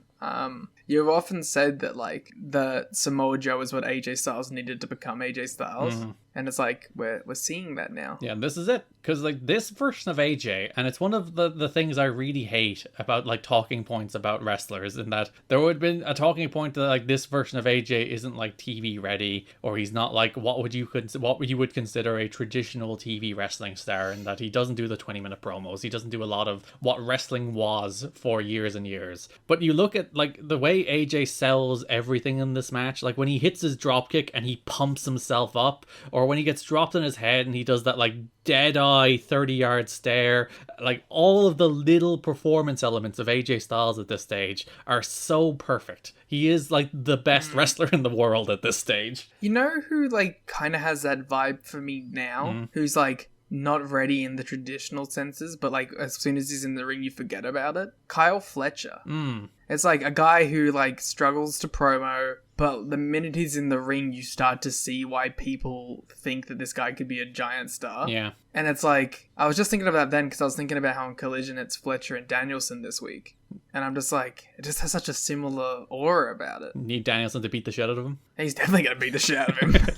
So let it be known now, I'm saying in 2023 that Kyle Fletcher will be as big as AJ Styles. He is the next AJ, yes. If it doesn't happen, we forget that I ever mentioned it. And if it does, we victory lap this audio for the next 10 years. Yeah, and when Mark Davis turns on him, he can be a Samoa Joe and beat the shit out of him. Oh, that match will rule. I'm a bit like, right now I love Davis like more than Fletcher. I see why people are like, Fletcher's going to be the guy, but Davis is my kind of wrestler, just the rough and tumble beat the fuck out of you guys. So I'd be really into that. I do appreciate how like they stuck to the actual story of the match in the match itself, because like the first 2 or 3 minutes is AJ just wailing on Joe. because like the idea is AJ challenged Joe Oh yeah, for because this he's match. pissed. He's mad at what he did to bringing the Daniels. fire. So like he dominates Joe for the first couple of minutes, like taking the fight to him, hits him with a suplex, hits him with the dropkick. The dropkick is like one of the best dropkicks you'll ever see. And like that's talking about AJ Styles. Yeah, because it's like the drop down float over dropkick, which is always awesome as it is. But it was one in the way AJ reacted to it, as I mentioned, like that big pump up moment for him where he hit that dropkick and like you can see the adrenaline is pumping through that man.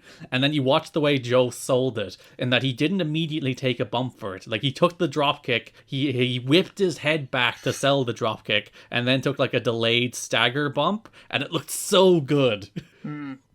Good shit. Yeah, so then Joe finally got his hands on Styles, turned the tide with some like evil strikes. He starts kicking him and Mike Tenay just starts squealing. Like Mike Tenay's like, oh god! We started squealing. Kicks his leg out in the apron, swings him into the rail, and then like you get into what is always my favorite portion in any of these Samoa Joe matches against any of these kind of wrestlers he can just eat alive, where he does just eat people up and dominate them and beat the shit out of them. And like he's gotten more and more into like the performance aspect of that later in his career, because he can't do as much of the physical aspect of it as he used to be able to do back here. But like he did, when you watch it the same with the MJF match, it's like that heat segment with Samoa Joe is like one of the most charismatic heat segments you'll ever see in your life, because Joe knows how to eat somebody up more than pretty much like Walter is the only other wrestler who's like a point of comparison for me in the last 20 years. What a perfect little summary. AJ looks to fire up with a discus lariat, but then Joe just slaps him and finishes his face wash. Styles breaks out the Fosbury flop for the first time in ages, as the announcers point that out, and then flying forearms him in the back of his head. Styles power bombs Joe for 2. But it's like Styles is a strong motherfucker. And like this is the stage where Joe can kind of take bumps like that, but Styles is a freak. He's just a freak. Like, he's like bleeding. Shit's gone crazy. Yeah, he's bleeding from the mouth, which is a fun little thing. If you look at the TNA Impact video game, the facial scan of AJ was taken in the immediate aftermath of this match. So because he got his lip busted open, if you actually zoom in real close on the AJ Styles character model in the TNA Impact video game, you can see his busted lip from this match. I'm zooming. There's actually a cool featurette in the actual game, the making of the game, where they show that. They zoom in on his character model. They're like, you can actually see the moment from when his lip was busted, because we took his face scan right after this match. You can see it. It's real cool. Joe crushes AJ with a lariat that lands AJ on his head. AJ kicks out at 1. Joe hits a Tiger Bomb. AJ kicks out at 1 again. He hits the Styles Clash, but Joe kicks out. Goes up for the spiral tap, but Joe pushes the ref into the ropes. AJ leaps off the ropes into an O'Connor roll, but Joe pulls him into the clutch for the submission victory. Samoa Joe is your new X Division champion. And it feels right. And I like it would have been very easy to put the belt on Joe immediately. Like we are now 6 months. They showed some restraint. Yeah, we're now 6 months into Joe being in TNA, and he is now X Division champion. Like he ran through the X Division in a way that was like really organic. They were smart that they did the 3-way in September so that they could have Styles beat Daniels to avoid beating Joe, and push that down the road a little further. And then you get to this match which it really caps off, I think, both men's 2005s. You know, when you think of AJ with the Abyss match, the Daniels matches, with the Joe and Daniels match, with even like the world title stuff with the King of the Mountain, and then the Ultimate X all the way back in January. Like the pay-per-view year AJ has had this year, the Sean Waltman match as well, which was really good. The pay-per-view year AJ has had this year is fantastic, and then this closes it off. And then you look at like the year Joe has had, where he comes in at Slammiversary, beats Sanjay, looks awesome, has that awesome match with Sabin, an awesome match with AJ, an awesome match with AJ and Daniels, a good match for what it is with Jushin Liger, and then starts building up to this match to beat AJ. It's like a real good culmination of both men's years. Yeah, that is kind of like a perfect little bow on everything they've done, and it kind of makes sense in that way that it's AJ and Joe who have this moment in the match, and that Joe is the guy to beat AJ. And then to go back to Joe being a little petty bitch, and the thing I love more than anything, like after the match, he's won the X title. He's the new champion. He's won the match. He pulls AJ up and then just brains him with the belt, because it's like, fuck you. But he shakes MJF's hand. That drove me nuts. It drove me so nuts. I hate it. I hate handshakes, and I hate respect in wrestling these days. I hate it. But the code!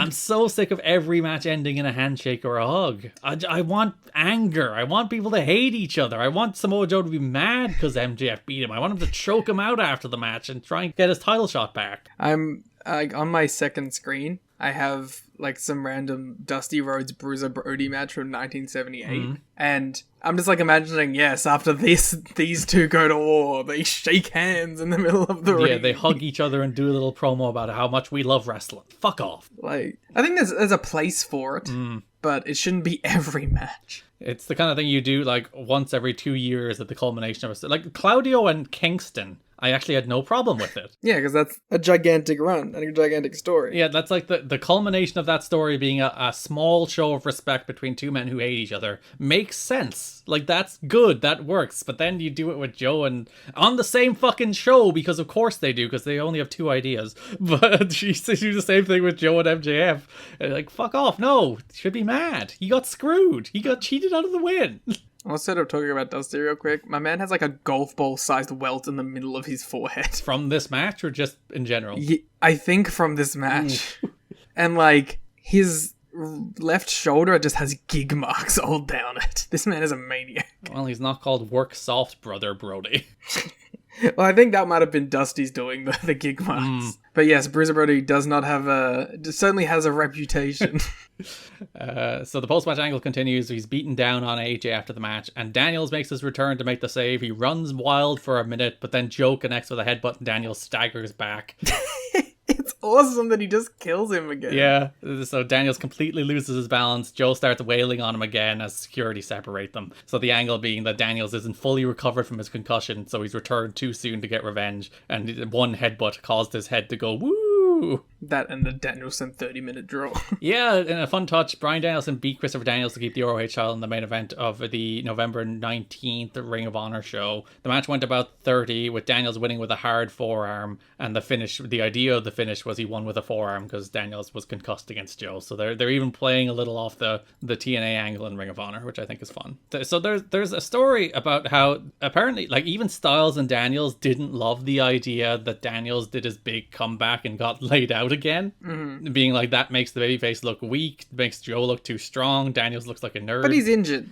Yeah, and I think it's a much better story. It's a much cooler story that like he did come back, he rushed back, he wants revenge against this guy. That makes him like more of a babyface. That like he wasn't ready for it, but he had to go out there and try and defend his honor and stop Joe from doing to AJ what he did to Daniels, which is like what he was going to do. That's how you babyface the guy. Yeah, and it's a cooler story that like he hits one headbutt and he's like, oh fuck, I'm super concussed.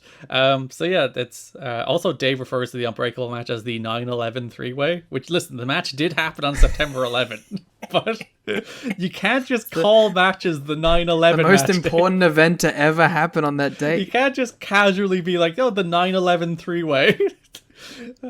That date's off limits. There are several different ideas being batted around for AJ Styles for a January pay-per-view match, not limited to Shannon Moore, Tiger Mask, Black Tiger, Ultimo Dragon, and even Kenta. I like the idea that we have this New Japan relationship, but let's bring in Kenta. Yeah, it's like, maybe Kenta. I have no clue what that match is. Is it any of those names? It's not any of those names. It's a certain Ace. Oh, yeah, I've seen that match. Go, Ace.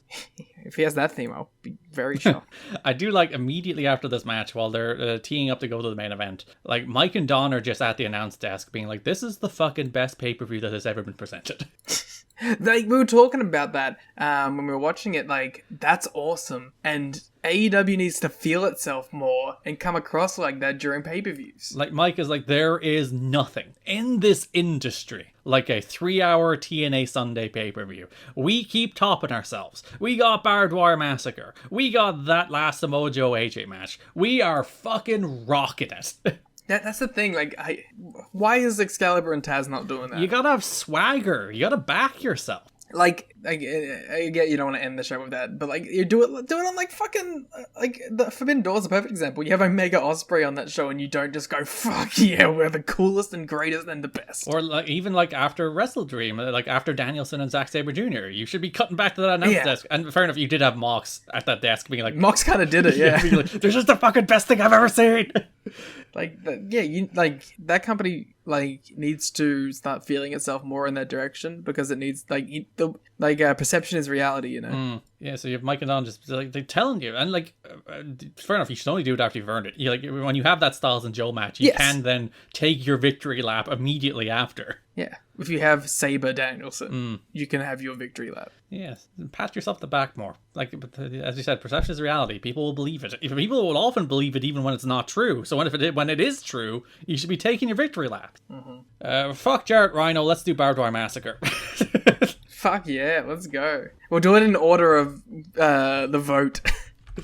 Oh yeah, because actually Styles and Joe finished third, so yes, and that we'll leave it last, and we'll talk about the other stuff. We've already fucked it. But November 19th, Impact. Yes, that is the date. TNA and West mentioned that Abyss and Sabu will face off in Barbed Wire Massacre. I think it was announced immediately after the Turning Point, or the Genesis match, that they will rematch again in Barbed Wire Massacre, which I kind of do like how they often do that. They're just like, here's our next pay-per-view matches, immediately. Now we're going to start building them. I do like that. Like, I get the idea of naturally progressing the story to the point where you announce a match, but like, just blanket statement going, boom, this is happening, boom, this is happening, boom, this is happening, can also be really interesting. Sometimes it doesn't work, like with Rhino Jarrett, where you're like, they just boom announced it and then they can build to a different match the whole month. Which is a bit of a problem. Yeah, but that again, that's execution, not the idea's fault. Yeah, so on that same show, the main event is Rhino versus Abyss. I mean, I was watching this and I was like, damn, Rhino's going to get jobbed out. It is funny. Abyss actually loses for most of the month. I don't think it ultimately matters, but Abyss does lose all his matches this month. He's a little Teflon at this point, it feels. JB fails to pronounce contest as Abyss is making his entrance for this match. Poor JB. Calling him out. Mike Tenay, which he does multiple times this month, starts going on about how, like, unlike some other companies who have promised barbed wire matches and then didn't even use the barbed wire, we will be using barbed wire at Barbed Wire Massacre. Heavy shot at AEW. Yeah, who is that a shot at, though? I still don't even know. Well, like, they were saying it about WCW with the first time they did barbed wire. Yeah, they were talking about how they would use fake barbed wire, and we're like, no, fucking real barbed wire. So I'm guessing that's what they were referring to. Still going back to that. I don't remember WCW ever advertising a barbed wire match, though.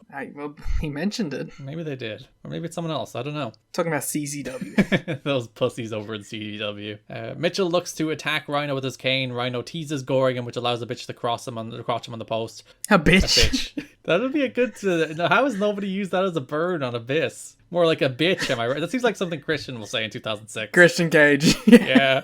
Rhino pulls a table from under the ring and sets it up in the corner. Rhino goes for the gore, but Abyss moves. Rhino crashes through the table. Abyss then takes Rhino up for the shock treatment. Lights out. Sabu with his barbed wire chair. This distraction allowed Rhino to hit the gore and win. Which I actually thought was a pretty good finish for, like, getting out of Abyss losing. Yeah, you can always hit the lights and Sabu will show up, and I appreciate, like, it's a distraction finish, so but at least it does play into the story in that, like, he was just as much afraid of the fact that Sabu had barbed wire as he was the fact that Sabu was there, which is the running story through the month. December 26th Impact, Jeff Hardy faces Abyss. I do not remember a single second of this. They basically did the exact same finish.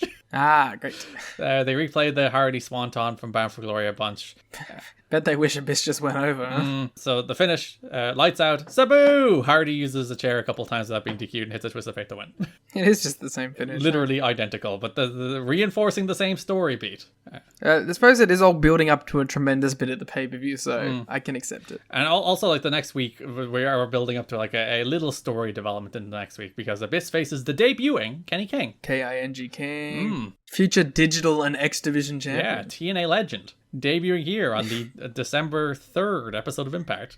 I would definitely call him a TNA legend. Abyss did his big press slam, you know, the one where he just throws the guy in the air and he comes back down, but Kenny King turned in the air and took, like, a back bump. Again, Abyss and Rhino killing people. And Monty. It's just it is the formula, and it does work. Abyss wins with the black hole slam. After the match, Mitchell grabs a microphone. He calls Sabu a subliterate monkey, which is a little rude. Lights out, Sabu.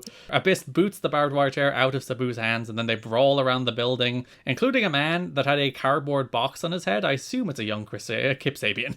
Yeah, of course. Like, no one acknowledged Cardboard Box Man. They just brawled out of the building past him. It's like... Well, they didn't acknowledge Kip Sabian for like a year and a half, so... It's true. It's the start of that long-term story. Exactly. Mitchell asks Abyss to use the barbed wire chair, and then he does before he chokeslams Sabu on a pile of rails backstage.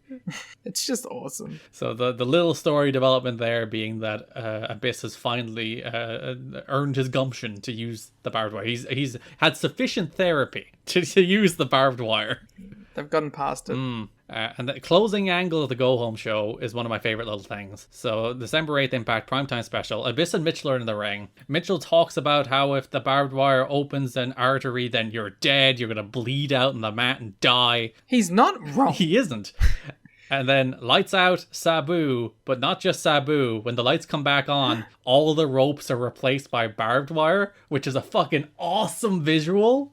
Yeah, it's an awesome visual, even if it's a little dumb. But it's cool. It's cool. Yeah, it's fine.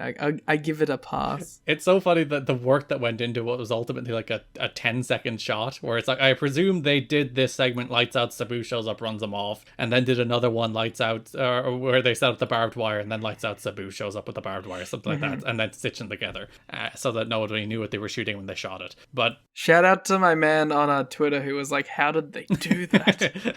Yeah, they actually very, very quickly, they actually had barbed wire within the ropes, and they pulled the ropes away to reveal the barbed wire while the lights were out.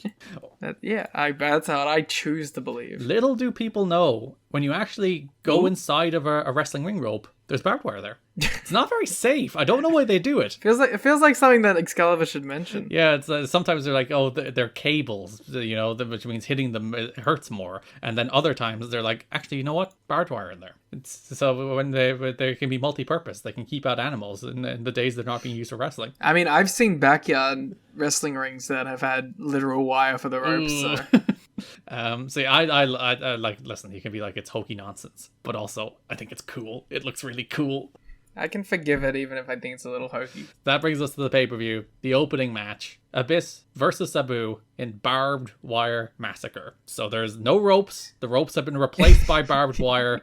There are barbed wire items at ringside. It's the tits.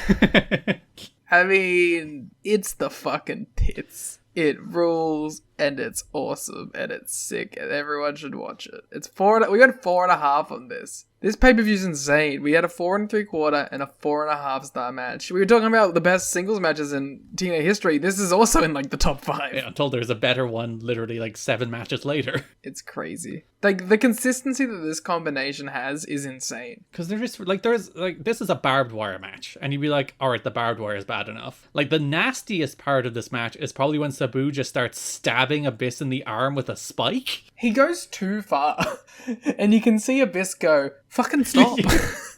If you ever look at Abyss's left arm in particular, you'll see scars. And it's not from the barbed wire, it's from that moment where he fucking stabbed the shit out of him with a spike. Yeah.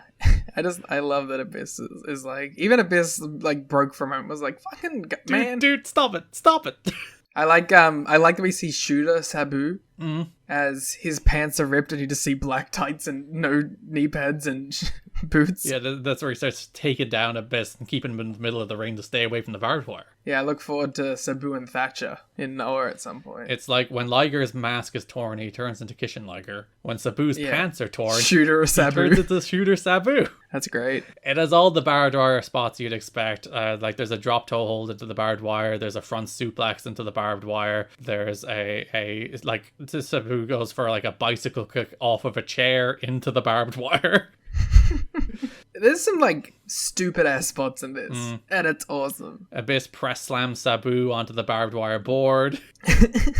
And then the finish is Abyss sets Sabu up back to a barbed wire board in the corner and goes for his big like charge. And Sabu steps out of the way. Abyss runs face first into the barbed wire, and then Sabu boots him onto another barbed wire board so that he has barbed wire boards on both sides of him. And then Sabu hits a little senton on Abyss's head region and pins him.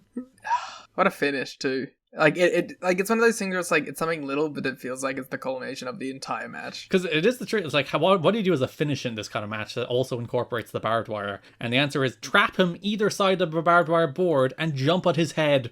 Yeah, I do like that. Like, they have to sit in the aftermath of this because they have to spend time taking the ropes down, which actually helps it. Yeah, but they really, because they have to spend like 10 minutes like really sitting in the aftermath as you see Abyss is being cut out. The crowd start chanting Abyss and start chanting thank you, and Mitchell is like shouting, "You conquered your fear, you conquered your fear," as he like overcame his fear of barbed wire. So like Abyss lost the match, and it's one of those things. It's like it's not if you lose, it's how you lose, and Abyss did not lose a single solitary thing through losing this match. In fact, he probably gained quite a lot from losing this match. Exactly. Like Abyss has come out of this looking better so far. Dave Meltzer gave it 2.5 stars. Fucking dumb idiot. Stupid guy. Doesn't know anything about wrestling. Like, he does say it's not his cup of tea, but they did an effective match. But fuck off with your 2.5 stars. Yeah, this rocks. They've all been good. A great rivalry. And a real everyone remembers the Barbed Wire Massacre because, well, it's great. But like the Unbreakable and Genesis matches are awesome as well. And then you get the Monsters Ball at Bound for Glory with Hardy and Rhino thrown in as well. It's a real cool little feud here through the end of 2005. Yeah, it's one of those ones, underserved feud that maybe doesn't get its recognition, which is what we've said about the other matches so far too. And they do show a little backstage segment later of Abyss being stitched up. Brutal. There's some even worse footage. It's really gross. If you have the Turning Point DVD, there is some. I do. That's how I watched this. Yeah, there is some like even more gruesome footage. Like the one on the pay-per-view is alright, but they actually show him actually being stitched up in the DVD extras, and it's like, oh god, oh. Brutal. And Mitchell is like hyping him up, and he actually gives him a hug, which is like it's in theory really out of character, but I think it really works for that moment. It's like, oh, like he actually gave him a hug. You can also read it as manipulation if you really want. It's like, yeah, you lost and you got fucked up in barbed wire, but I'm still your friend, right? Hug. Yeah, you need me. Look at here how I'm here to support you. But in that moment, it felt like a nice little moment. I have now switched to just having the WSW show on the second monitor, and I've gone from Dusty Rhodes and Bruiser Brody having like a brutal match to Matt Cardona and Eric Young having the most house show affair I've ever seen in my life. Yeah, you gotta bring him down to get him back up, or whatever that thing is that you can work ahead. We're on like the third mid-match promo. That's very Matt Cardona. Where they have the mic. It's not even just talking. It's like full mic work. That being said, I want to put over Eric Young. Still has great gear. Yeah, Eric Young's still great in general. Yeah. I mean, like, he's good in this, but it's a house show match that I would rather die than watch live. Fuck Jarrett and Rhino, let's do Christian and Monty. Yeah! November 19th Impact. Remember, Christian debuted. He turned down the Team Canada offer. He is now at odds with Planet Jarrett, so he makes his Impact debut in the main event segment of that November 19 Impact, where he comes out and he does like a kind of version of... He is literally like, for those of you who may not have seen the pay-per-view, allow me to retort. Let me reiterate, I made this choice. He gets all his talking points out. He does say retort instead of recap. Like, I don't think he knows what retort means. Maybe he's responding to something someone said. He doesn't. He just says the same things he said before. Damn. You should tell him to fuck off. Can we talk about that for a moment? A great segment. Can we talk about how Christian Cage is like the best character in pro wrestling in 2023? Because he's just a heel who's actually a heel. Yeah. He's a heel who doesn't want to be cheered. And it does everything not to be cheered. He should be world champion. Honestly. I'm so glad they actually put the actual TNT title on him, because he should be champion, and a champion all the time. Yeah. Which is... Okay, I know it's odd. I could say this for the Title Tuesday thing. But, fuck you. It's my show too. So Danielson's beating Swerve. Because you're not going to do Swerve Christian. Because, you're not turning Christian, and maybe they're turning Swerve? That seems weird. What are they doing, Garrett? Make your prediction. I think Ed screws Christian out of the match with Danielson. Danielson TNT champ?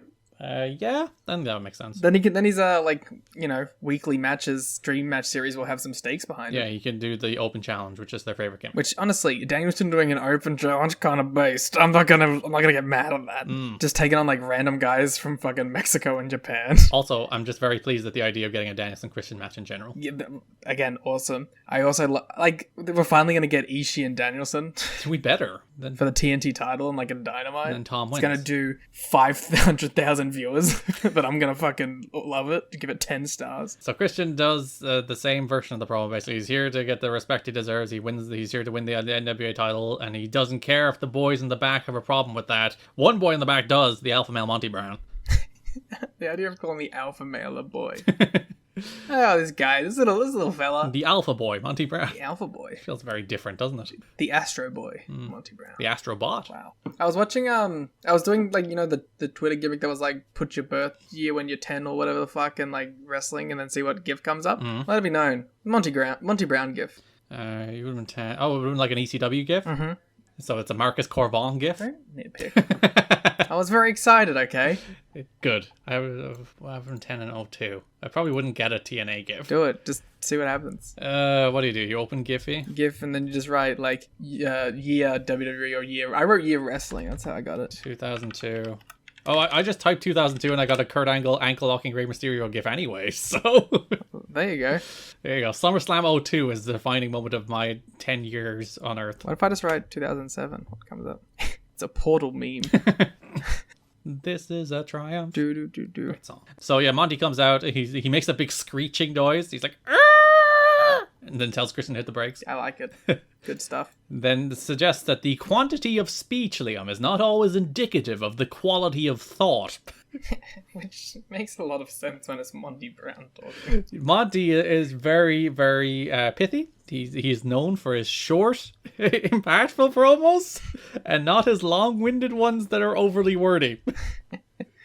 But, like, that's self-awareness. Garrett, big update. Eric Young has defeated Matt Cardona. Hell yeah. It is non-title because Matt Cardona lost the WSW World title to Sean Spears last night. Oh, 10. That could be a new Team Canada. Sean Spears and Eric Young? Yeah. I think you could do a better Team Canada than that, personally. Oh, the chairman. Monty says Christian is not one to give fashion advice because of his Bob the Builder boots. And he called him out for the Labor Day comment. Yeah, he's like, fuck you and your fashion advice, Bob the Builder. This will not be the last we'll hear of Bob the Builder this month. Hell yeah. I appreciate Bob the Builder being a talking point in 2005 TNA. Can he fix it? Like? Yes, he can. Whoa. Is he Obama? Yes. Whoa. Monty was wearing a tremendous shiny shirt himself, so he could give out about fashion. He's a fashionable man. That's one thing he can strike people down on. He wore that awesome yellow turtleneck that time. Mm-hmm. This is his best look, probably. Monty lays down for no man. Monty's about to hit the pounce period line, but then Christian cuts him off before he can say period. Mike Tenay's like, he didn't let him say pounce, let alone period. Christian then suggests there was something erotic about Monty liking to pounce men, which does prompt the crowd chanting Monty's gay. So we're a little homophobia here in 2005 TNA. It's good comedy. They brawl, but Christian makes the mistake of whipping Monty toward the ropes. He gets reversed and then he gets his ass pounced on his Impact debut. Hell yeah. Again, Christian being one of these guys that actually knows how to do things, making Monty look strong in that first night. And knowing he'll be fine, but it's important. Like, he's beating Monty, so he needs Monty to look good in the month building up to it. November 26th Impact, Monty Brown squashes Helvis. Crowd chant, we want Christian, hits the pounce for the win. That's the Morphoplex move of the night, which multiple times this month. The Morphoplex move of the night is in the first match, and I'm like, how did you not know there would be a better move later in the night? Because they paid to be mentioned in the first segment. When probably the most people are watching it because they're paying $200,000. Yeah. Tenay then did hit the line, Helvis has left the building. It's a great line. Well done, Mike. That might be my Morphoplex comment of the month. Does that get it added to the intro? Yes. Can you put that like after the full intro? So like it's the whole thing, and then it just goes, Elvis has left the building. Sure. And then it cuts to us. Franchise has Christian later in the show. Christian isn't going to run for Monty. In fact, he asked for a match against Monty Brown at Turning Point. He's hunting the Serengeti at Turning Point. He's hunting a land mass. Yeah, it's a very large land mass as well. He might not be able to find what he's looking for. You know, if this feud was happening during like COVID, it definitely would have done a cinematic match. Oh, where he actually goes hunting for Monty Brown? Yeah. I think Christian and Monty would have made that work. Christian and Monty could make that work. Yeah. So Gail comes up and says Christian aligned himself with the wrong people. AMW also walk up. They say he's not getting anywhere near the title as they pumped in, like they didn't do this for any other promo except this one. But they pumped in like a weird amount of fake boos and cheers here for everything Christian and AMW said. And they like response boos where like Storm would say something and they're like, boo. It's very weird. A lot of weird stuff going on. It did feel like the kind of thing they were trying out for 1 week and they were like, nah, that's stupid. December 3rd Impact, we bizarrely get a segment that revolves around Jeff Jarrett and Christian during a month when neither man are wrestling each other. I don't get it. Well, should we do the Rhino Jarrett stuff at the same time? No. Fuck them. You don't want to just... It's like 4 things. Just run through it. Absolutely not. We'll finish Christian first. We'll talk about the Jarrett Jackie. I just don't want to talk... I don't even want to talk about the Jackie Gata stuff. Christian and Jarrett talk to each other. We'll talk about it later. Get to the match. Yeah, they did basically the segment you would expect these two to do as like their first face-off segment. We can get into detail with the other one. It's more of a Jarrett thing than it is a Christian thing. That's true. Then go home show of the primetime special is just a weird... I mean, like, it makes sense because Bobby Roode and Christian had the moment, but it's like, I thought this was going to be the pay-per-view match. Yeah, Christian against Bobby Roode. It was like, it makes an amount of sense that, like, obviously he turned his back on Team Canada at the pay-per-view, so he'd wrestle a Team Canada guy at the next pay-per-view.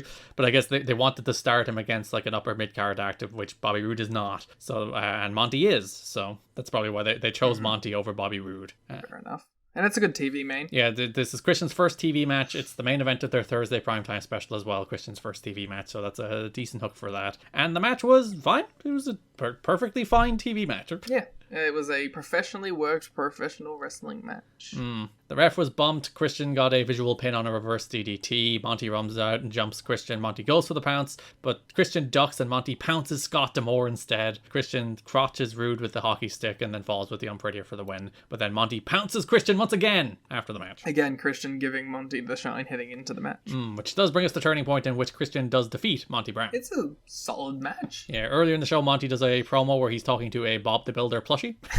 I didn't know Bob the Builder was so big in the US. I guess 2005, I suppose so. Because like that song like charted in the UK. I mean, like, it was huge here. So yeah, and it's the usual stuff. I will not be leapfrog, you will feel the pounce, and there's some Jarrett stuff that we'll talk about in a minute. But the match itself, Christian and Monty, a good, professionally worked match. Christian bumps his ass off, to be fair. He does bump all over the place for a guy like Monty. He really wants to make Monty feel decent even though he's losing. Hits a big crossbody from the top to the floor. He also hit a frog splash, which I believe he starts incorporating into his offense only now after the death of Eddie. You saw that busted out at the Great Derby match too. Oh, and yeah, to the floor onto the stretcher. That match was so good. Yes, it's nice to see Christian deliver too, because like, you know, he's a great character, but like sometimes the matches can be kind of dull, and like that was one of those affairs where it was like all the right smokes and mirrors, and it made it into sort of the chaotic mess that you'd hope for it to be.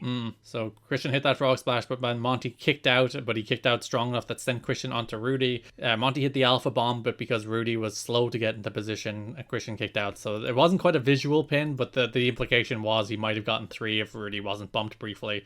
Christian hit the Unprettier for the win. Christian beats Monty Brown. Sets himself on a path toward Jeff Jarrett. Or Rhino. Who could win that main event? Nobody knows.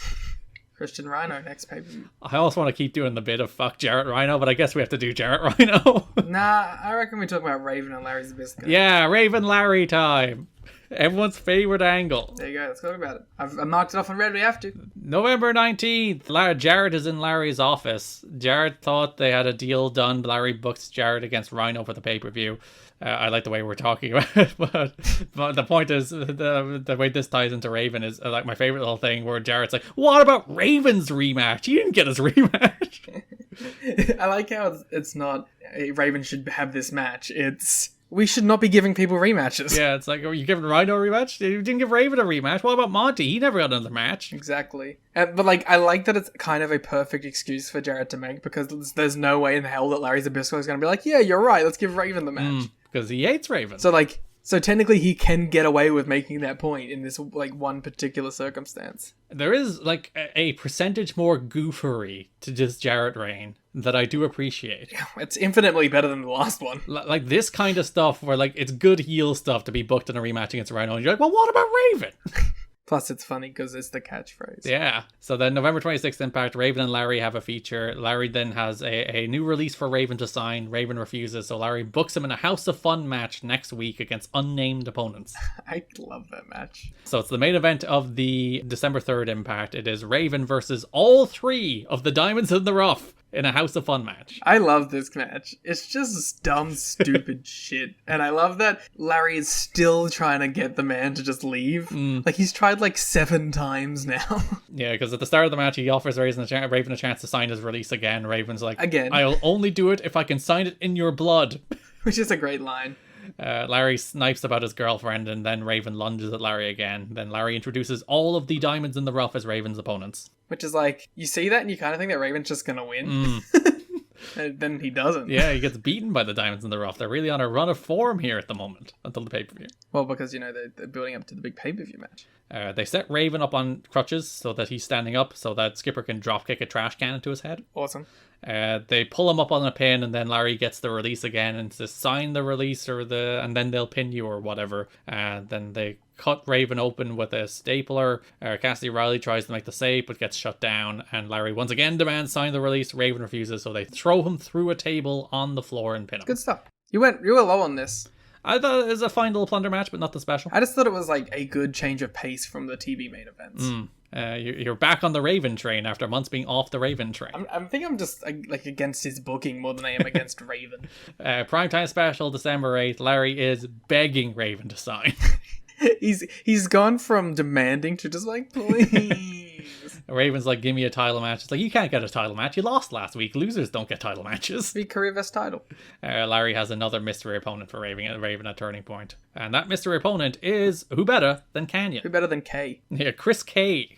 Apparently there's like a whole thing that like he was like, maybe you can use Canyon, but then they're like, no, we don't think we can. So you're Chris K, because his shoot name begins with K. So I guess that's how they can get away with it. That he is in fact Chris K. They should have made it Chris with a K.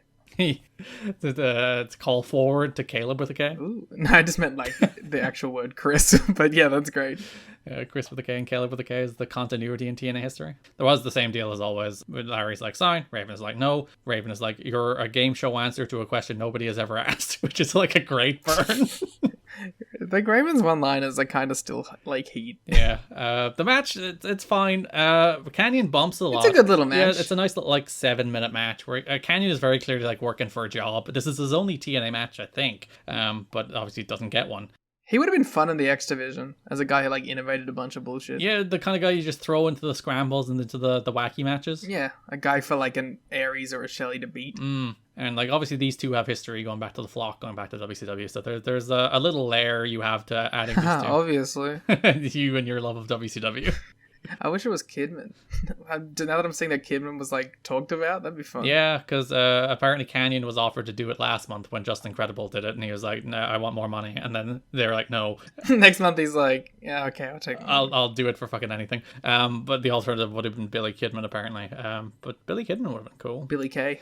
Yeah, Canyon working super hard. Like he gets a knee lift and he takes like a full bump over the ropes for it, and then gets hip tossed down the ramp. It is kind of surprising that he doesn't get like more dates. He was good here. Raven powerbombs Canyon on a chair and falls with the Raven effect for the win. Larry comes back and demands Raven sign the release. Raven and Larry start brawling. I'm reading this Kidman story and I don't understand it. Yeah, there's something about him no-showing a show in Winnipeg and something about abandoning Tori Wilson in Australia, but I don't know the context of what Dave is saying, so Because like it's written so poorly. It's the classic, one, he doesn't explain what he means. I assume it's in older observers, I didn't look it up. And two, as you said, it's written in Dave, so it's so impossible to parse. I believe the other alternative was to debut Billy Kidman, but Kidman is another one of those guys on the you can't trust him to show up list after blowing Winnipeg and causing Tori Wilson to rush home from Australia, so who knows. Canyon told TNA that they could just use his name, but went asked to change the spelling to Canyon just in case. Yeah, that sentence is horrific. The man needs an editor. To this day! Did you see the fucking Hall of Fame list? Which one? The one like they announced like the Hall of Fame candidates, and Rick and Scott Stein. I was like, no one proofread it. It's only the most influential publication in wrestling. It's fine. No one needs to proofread it. Pay an editor. I think he does have an editor. Get a new one. All right, we'll finally do Jarrett Rhino. No, we're committing to the bit at this point. All right, 3D AMW then. Yep, and then we're going to Aries and Bentley. We can't close on Jarrett Rhino. There is a rule. Jarrett Rhino and then 4LK Drama. Okay. Team 3D weren't here for most of the month because they were in Old Japan. November 19th, AMW faced Sonny Siaki and Apollo. I never wanted to die more than in this match. Well, this is the last time you will ever watch Sonny Siaki. Good. Do a remember when, please. Oh, God. Do you remember when Sonny Siaki sex? Yeah. Tell me about it. He was in Sports Entertainment Extreme. He was an extremely attractive man, which is the thing he mostly has going for him. I don't even think he's like hot. Wow. TBH. Way to take away the one thing Sonny Siaki actually has. Do you remember when Flying Elvises? Probably the best thing he did, honestly. Yeah. Do you remember when his wife? Yeah, the Desire program. Yeah. Broke her back and then came back and had one match and disappeared again. Do you remember when he was owned by Goldilocks? I do. He's all, like, but who isn't? To be fair, I'm going through every Sonny Siaki match. There's so many. He was ex-champ. He was. Do you remember Sonny Siaki versus the Sandman? No.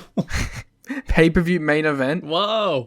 Do you remember Vampire Warrior versus Sonny Siaki? I do remember that one. Do you remember the second Sonny Siaki versus the Sandman match? Remember the first? Do you remember Sonny Siaki and ECMO? Oh yeah, they're a little team they had going for them. Probably like the one of the bigger missed opportunities. There was something there. Sure. They had that cool press slam into a cutter, which ended up being Yuya Uemura's and Joe Hendry's finish. I wonder where they big Sonny Siaki. I've been watching their ECMO fans. tapes. Yeah. Do you remember Simon Diamond? No, he's still around. You teamed up with him before he became Irish Pat Kenny. When both had nothing to do. Yeah. It's just so many Pat Kenny and Sonny Siaki versus Swinger and Gilberti matches. Do you remember when he feuded with Abyss? I don't think he feuded with Abyss. I think he had a lot of TV matches with Abyss that he lost. I think it was during the Goldilocks thing, though. Do you remember when he teamed with Johnny B. Bad? During Johnny B. Bad's wonderful TNA run that you loved. Do you remember when he fucked off? That's right now.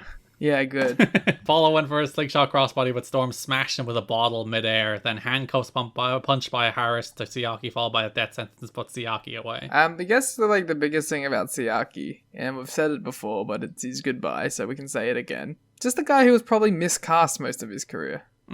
As he should have been a power junior instead of like a nerd heavyweight. Because he showed signs of that whenever he got to interact with those guys specifically. Yeah, if you ever want to see like the best case for what Sonny Siaki could have been, watch the Victory Road 2004 Gauntlet, where when he comes out, he has a minute of just throwing around X Division guys, and you're like, holy shit, there's something there. And he also had that like multi-man in the asylum, where he was just like throwing lariats and fucking looking like Shingo. Yeah, so there's like because he had signed to a W developmental deal here, so like he is moving in theory up in the world. Lord knows what. Well, I know what they see with him. Look at him, but yeah. Again, Nothing for cocky Siaki. But yeah, that's the end of Sonny Siaki. his best friend was probably the Desire run. Honestly, he's the guy who's like, I was never like super hot in Siaki, but I did have like that little thought as like there was more for Siaki there in the back of my head. And after watching 3 years of Siaki, I don't really think that anymore. No, a realization has dawned upon us. He is a mid-card jag, and that's how he was booked his entire run, and that frankly is probably his level. Shoutouts to ABC versus the Velocities. I was looking at it at the corner of my eye. Looked fucking sweet. Too sweet, some might say. They were doing a ton of shit, Hell yeah. as one may expect. Ace Austin, great look on it. Yeah, great gear. I was thinking of that was when I was watching the country whipping match, or the Fans Revenge even, from Impact this week. They got all black gear now. Yeah, it looked great. It looks amazing. You know who he looks like? Who? He looks like jacked Devitt. Even more jacked That Devitt. literally was the thought I had as I was watching Impact this week, because they wear that gear in the match against John Skyler and Jay Vidal. I was like, Garrett, I'm so sorry. We're showing respect right now. We're shaking hands because we just had such a great match together. boo! Punch each other! I'm so sorry. Your boys have betrayed you. Imagine AMW versus ABC. They would have a great match. They would have an awesome match. We get some AMW against Sanjay and Sabin coming up that I'm looking forward to revisiting. Similar essence. So AMW set up a table in the corner and spray paint 3D on it. They paint the 3, and then Don was like, astutely observes, it's not A, B, or C next. Oh my god! Ties it all together. They're calling out the ABC. They do spray paint the D, then they go to death sentence Siaki through the table with 3D make the save, and AMW bail. Bubba says that AMW know nothing about using a table, so he's talked to Larry Z. I think they know something about using a table. I think we've all used tables to some extent in our life. Also, they're like mean brawler guys. They can probably work it out. Yeah. In a pro wrestling context. I think they put people through tables before. Is WSW just an Impact show? They do have a lot of Impact guys. As Kazarian is now coming out. He's talked to Larry Z, and it'll be AMW versus Team 3D in a tables match at Turning Point, and then they throw the table at they like pick it up and launch it up the ramp at AMW. It's a good. It's like they're like, we got a gift for you. I was like, God damn. Just hurl it. AMW should have protested and said we should have a handcuff match. Why did they get their favorite weapon and we don't? Or beer bottle. Beer bottle match, yeah. They've done that, haven't they? They have put beer bottles on poles. Yeah. The beer bottle is like maybe the most perfect pro wrestling weapon. Like, it's visually distinct, it's big, it looks brutal, it's safe as fucking houses. Yeah, like the bump Apollo took where he's like slingshot crossboding over the ropes and Storm just hits him in the head with a beer bottle. It's so good. I wonder if like Storm did that for like, had the idea for that for the first time, was like, I've made it. I've got the rest of my career right now. Also, I do appreciate, like, early in the beer bottle run, I think part of the reason they did the beer bottle like that is because you do it on the outside, the evidence is, like, already gone. Which they care less about later, about, like, why is there glass all over the ring? Yeah. I always like what they did last month where they were like, it could have been a fan. You don't know that a fan didn't just throw that in the ring. No proof. December 3rd, Impact AMW are with Terry Taylor. Harris pulls Terry down on the chair next to him and makes a cracking noise, and he's like, what the fuck, you're breaking a furniture, Terry. Like, you gotta save that for the pape. They know how to break chairs, not tables. Exactly. They're reliving the Team 3D funeral. They're watching it on a monitor. Like, Team 3D used to be the best, but now AMW are, and they're going to beat Team 3 at their own game. Team 3D invented the tables match, but AMW are going to perfect it. And then TNA later notes that 3D aren't there because they're currently wrestling in the Real World Tag League in All Japan, where they beat Akibono and Keiji Muto in the final to win the tournament. What a team. There was an issue this past week involving Team 3D. They were scheduled to be a major part of the tapings leading into Turning Point. However, the booking committee did not get word until the day before that they were in Japan for the Real World Tag League. There was a major miscommunication on the issue. They went to Japan and worked the All Japan event, as well as the Cork and Hall the next day. And then Team 3D was said to be told by TNA officials that they were needed for the taping, but given a date of November 22nd. So they left Japan, flew back to America, where there was nobody there at Universal, and then flew back to Japan. That must be the most annoying thing, to fly all the way back to America, get there, realize there's nothing going on, and like, alright, guess I'm gonna get back on the plane. One report not confirmed was that they actually went to Orlando and the building on November 22nd and found nobody there. That's insane. And then they were back in All Japan to finish up the tour. And they did Sasaki and Nakajima. It's a cool match. As you said, the idea of flying all the way there, getting to Universal Studios, and there just being nobody there is so funny. Imagine how pissed you would be. I would be fucking right. And then you have to get on a plane and just go back to Japan. Yeah. So go deal with Muto. Our opener of the primetime special, AMW and Jeff Jarrett defeated the Naturals and Jeff Hardy. The Naturals and Jeff Hardy is a natural tag team, to be fair. I thought that, like, I liked this match. It was like the classic. It's like Jeff Hardy teaming with himself from like 10 years earlier. Yeah, and it's like it's just a classic higher energy trios match. It's 8 minutes, guys doing spots. It's exactly what you want out of a TV opener. And they write off Jeff Hardy. Yeah, the last time we'll see Jeff Hardy until 2010, because AMW have a table for 3D that says reserved for 3D, but then they 3D Andy Douglas through it, so I'm like, it wasn't reserved for 3D, it was reserved for Andy Douglas. Maybe it was reserved, but they weren't there, so they had to give the table away. It's restaurant rules. That is how it works, yes. You gotta put the next customer through the table. My favorite part of this match is Jarrett's hair immediately turns green from the crowd brawling with envy. He does fear Jeff Hardy's charisma and connection to an audience. Imagine how good Jeff Jarrett would be if he had Jeff Hardy's charisma. This match just might be actually good and compelling. That brings us to Turning Point, in which AMW faced Team 3D in a tables match. Before the match, Team 3D did a promo with franchise being like, we won the Real World Tag League, we'll put AMW through a table, and Bully actually said the word Dudley in it, so he's probably going to copyright Joe. I kind of love this match. It's goofy. Because we did talk about how the Genesis match was kind of built around guys not going through tables. Yeah, and so is this. And they double down on it in sillier ways here. But like it should be. This is how a table match should be worked. Yeah, it is basically the psychology of a tables match where you're like the rules of this one are both members of the team have to go through a table. So it's basically two tables. If when we get funding and we get to run our shows, I will be doing a tables match where the rules are you can use as many tables as you want. The classic tables are legal. Yes. Tables are legal, which is the best version of the tables match. Where you can do 15 tables bumps. You're just going to find people crazy enough to do it. Yeah. So as you said, this match is a little bit silly. Like one of the spots is AMW whips Devon toward the table, but then Bubba spears Devon to like intercept him from going through the table. Bubba goes to superplex Harris through a table. Storm moves it. Storm tries to Frankenstein Bubba through a table. Devon moves it. Walks into a last call. 3D death sentence Storm through a table. Actually ends up giving Storm a stinger. He's stretchered out. And then 3D Harris at the top of the ramp through a table for the win.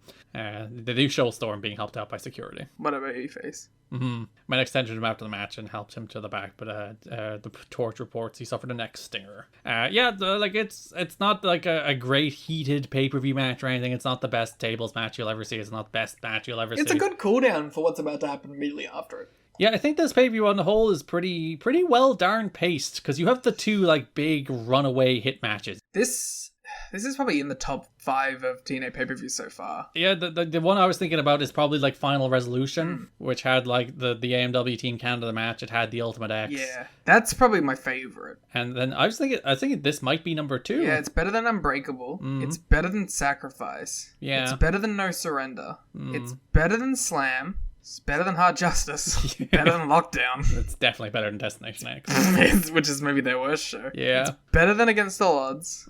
I think I'd put Final Resolution ahead of it. I think I might have it at number 2. Not to reveal our end of year awards, which will come with the January episode. But It might be better than Final Resolution. But like they're on par with each other, and it peaks higher here. I'd have to go back and look at the undercard of Final Resolution to be like, there's some 1s and 3/4 in there, whereas this one is like 3. Like everything other than the 2 big matches is like 3-2-5-ish. Yeah, and like the 4 Life Crew thing was like breezy and had a good angle for once. Yeah, so like I don't know, it's a top of contender. Good, we're approaching the ending of the year. Yeah, as I said, we'll have to do our end of year awards along with the January episode, so we have a few weeks of TV left. This is and also how appropriate as we're approaching turning point in 2023.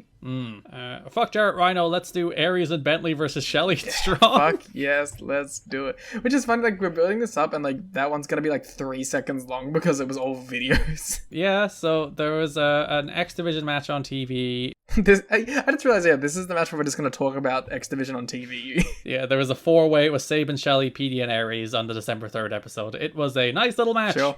The most notable thing about the Shelley matches this month is, of course, we mentioned it earlier, Shelley has the Shelley cam now, so he's coming out with a tripod-mounted camera that he sets up at ringside to film the matches, which I kind of love to know, did that tape ever exist anywhere? Ooh, do you think they sprung to actually film it?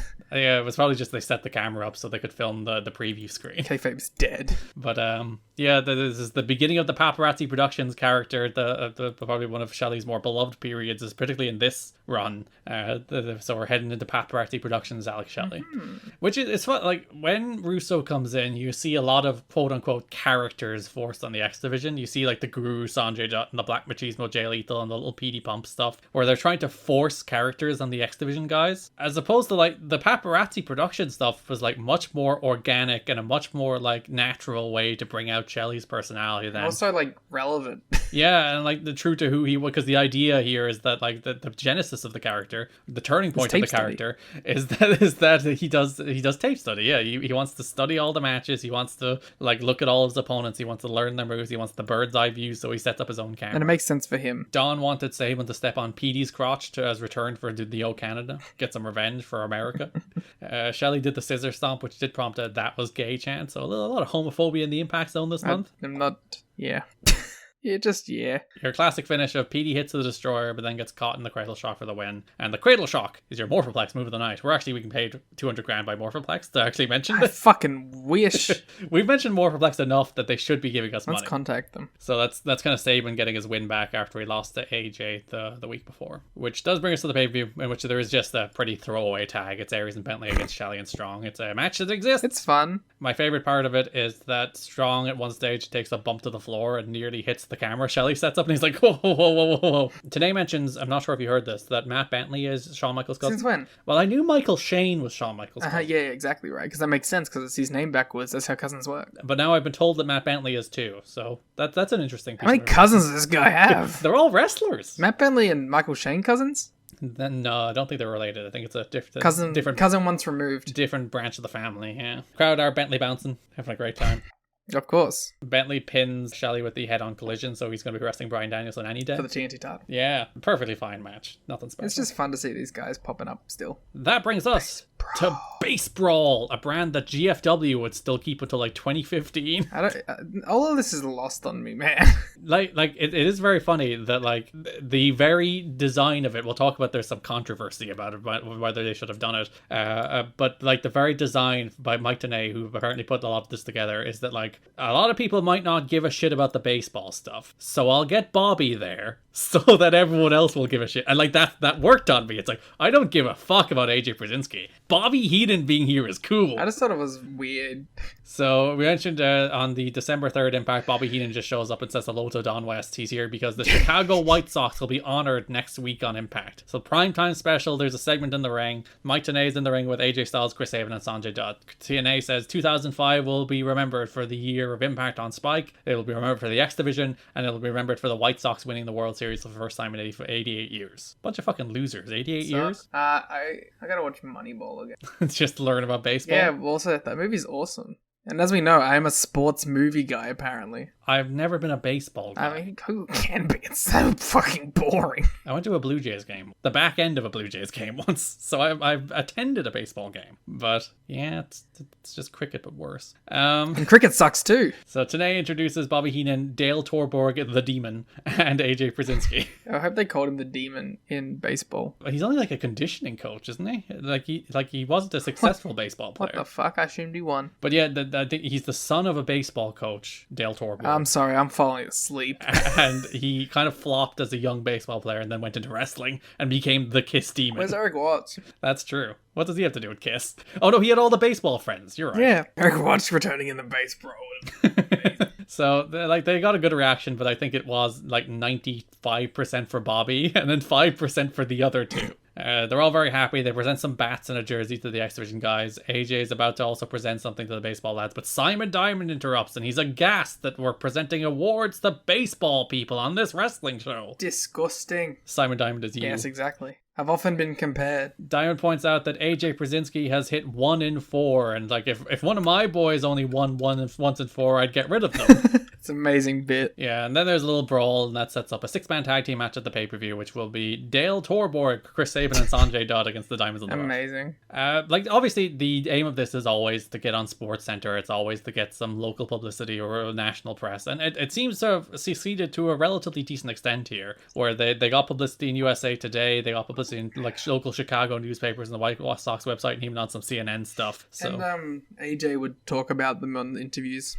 Yeah, they even did like a media tour. You're right, yeah, where Torborg and Brzezinski did like an actual media tour to promote their pay-per-view appearance. So they seem to get some like decent play out of it. Like even Brzezinski said, I've always thought pro wrestling was amazing. When they approached me with this opportunity, it was hard to say no. Being on Oprah was about as good as it gets, but this is right up here. So it's like, it's as good as Oprah. Brzezinski famous? Rich likes him. So alright. We're definitely the two qualified to talk about this.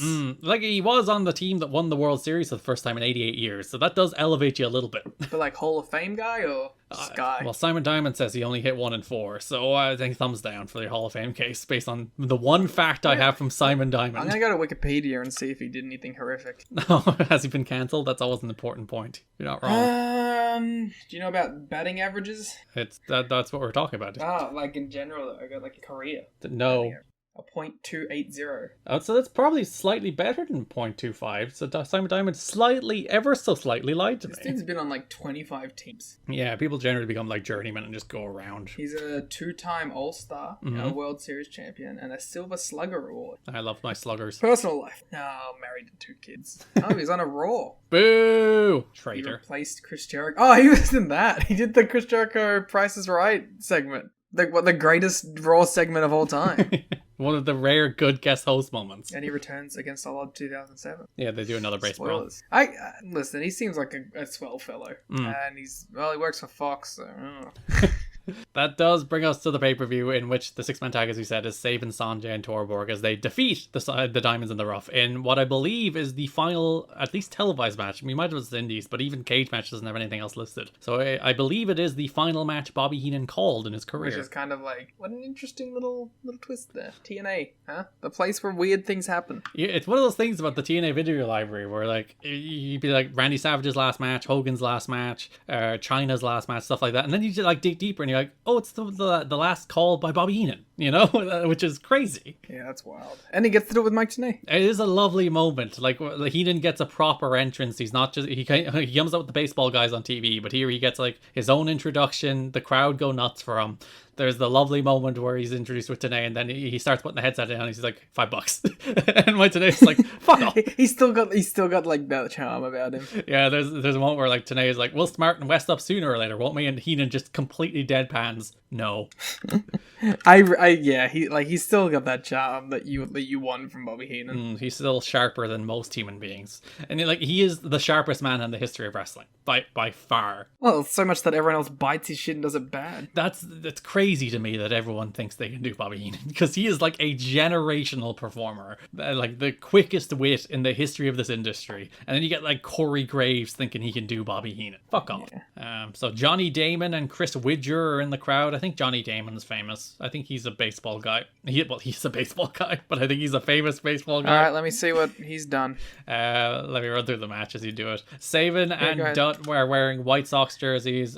Bobby puts over Mike Tenay and Don West as well as TNA. And like, in fairness to Bobby, like, he goes hard putting over TNA in this match as well. He's like, these are athletes unlike I've ever seen in 10 years in wrestling. It's some of the best wrestling I've seen on TV in years and years. And specifically, like, he's talking about these young guys can do things that other guys I've seen couldn't. And like putting over like Sanjay and Dale, or Sanjay and Dale Torborg. Yeah, he's putting over the team in he's putting Sanjay and Saban over real hard. So like he does go that extra mile here to try and put over the actual young guys in the ring. Okay, I got a lot on Johnny Damon. What did Johnny Damon do?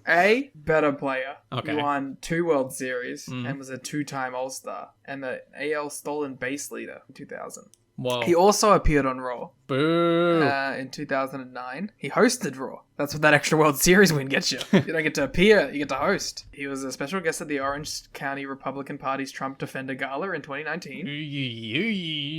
And was arrested in Windermere, Florida for driving while intoxicated and resisting an officer without violence. Fantastic. And had a blood alcohol of 0.30. Seems high. And body cam footage released by the police department showed Damon claiming that his arrest was part of being targeted because of his support of Trump. Oh, fuck off, you cunt. Yeah, this guy sucks. Get out of here, Johnny Damon. What's Chris Widger? You a Trump guy? I'm sorry, but I hate to keep mentioning WSW, but QTV Girl is main eventing this show? Naturally. What? She's Australian. Yeah, a lot of people are Australian. Who's she wrestling? I'll let you know when they enter the ring. It's probably Cassie, is it? It seems to be for a vacant title. There's been a lot of AEW guys wrestling Impact guys on this show. War. Shout out to TJP, who just pinned Brian Cage in a 3-way with Mike Bailey. This guy doesn't seem like a dickhead, at least. She's wrestling an Australian wrestler named Aisha, who I think is pretty solid. She was on the Impact shows, wasn't she? Yeah, she's good. This is not the main event. Oh, there's a 3-way? Jessica Troy's in this? Jessica Troy's also good. Wait, is that Cassie? I can't tell if this is Cassie or not. It is. She's kind of rocking here. She's in V-triggers and fisherman's. God damn. There's a moment in this match where Skipper tries to do the snapmare deal where you like lift yourself up in the air and come back down and pull them over into a snapmare, except when he's up in the air he falls on his head. Okay. Yeah. And this is moments after Bobby is like, these are wrestlers unlike I've ever seen. Skipper just lands on his head. Yeah. But yeah, the finish is Heenan gets up from the desk and distracts the referee, allowing AJ Przinsky to get the home plate from Johnny Damon, who is the home plate lead stealer. It all adds up. And he hits Simon Diamond with it. Cradle shock, Hindu press as Dutt and Saban then pick up the win and present AJ and Dale Torborg with TNA Championship rings, which, as we revealed exclusively On the You've Got to Be Kidding Me Twitter account, AJ Brzezinski still has. We can add news to our Patreon bio now. Yeah, $5 tier for the breaking TNA news. But yeah. Can we do that? Can we make that post? AJ Brzezinski does in fact still have his TNA Championship ring. And as Bobby Heenan was presenting that to him, he started like biting on them to check the authenticity. Which is a good fit. Because he was going to steal them. Oh, he is a I weasel. think Cassie won. Fair play. But then she got attacked by some lady. Steph Delander. No, she's broken her arm. Oh. She went through a table bad. Oh. It's some other lady that I've never seen in my life, but she laid out Cassie. The big story regarding Turning Point was TNA getting its most mainstream publicity in its history with an angle put together by Mike Tenay that brought AJ Brzezinski of World Johnny Championship. Fairplay muttered. Honestly, like, listen, this is Dave talking about his buddy. Mike Tenay put together an angle and he puts over the angle for the amount of publicity. He goes, the Tennessee Titans one probably got more publicity. But Definitely. An old mate who like came in and beat up what's his face? Brian Urlacher. Yeah. Did you mean Brian Urlacher? Yeah. Chris Rock? That one didn't do it. Let's not pretend. This got TNA covered ahead of time in CNN, ESPN's Cold Pizza, on 2 ESPN talk shows and throughout Chicago media, as well as covered in USA Today. And then they eventually got an article in Sports Illustrated, which included some quotes, a reference to AJ Styles, so everything going pretty well. Simon Diamond apparently talked about how one of the best moments of his career was just reading his name written in Sports Illustrated, which is nice.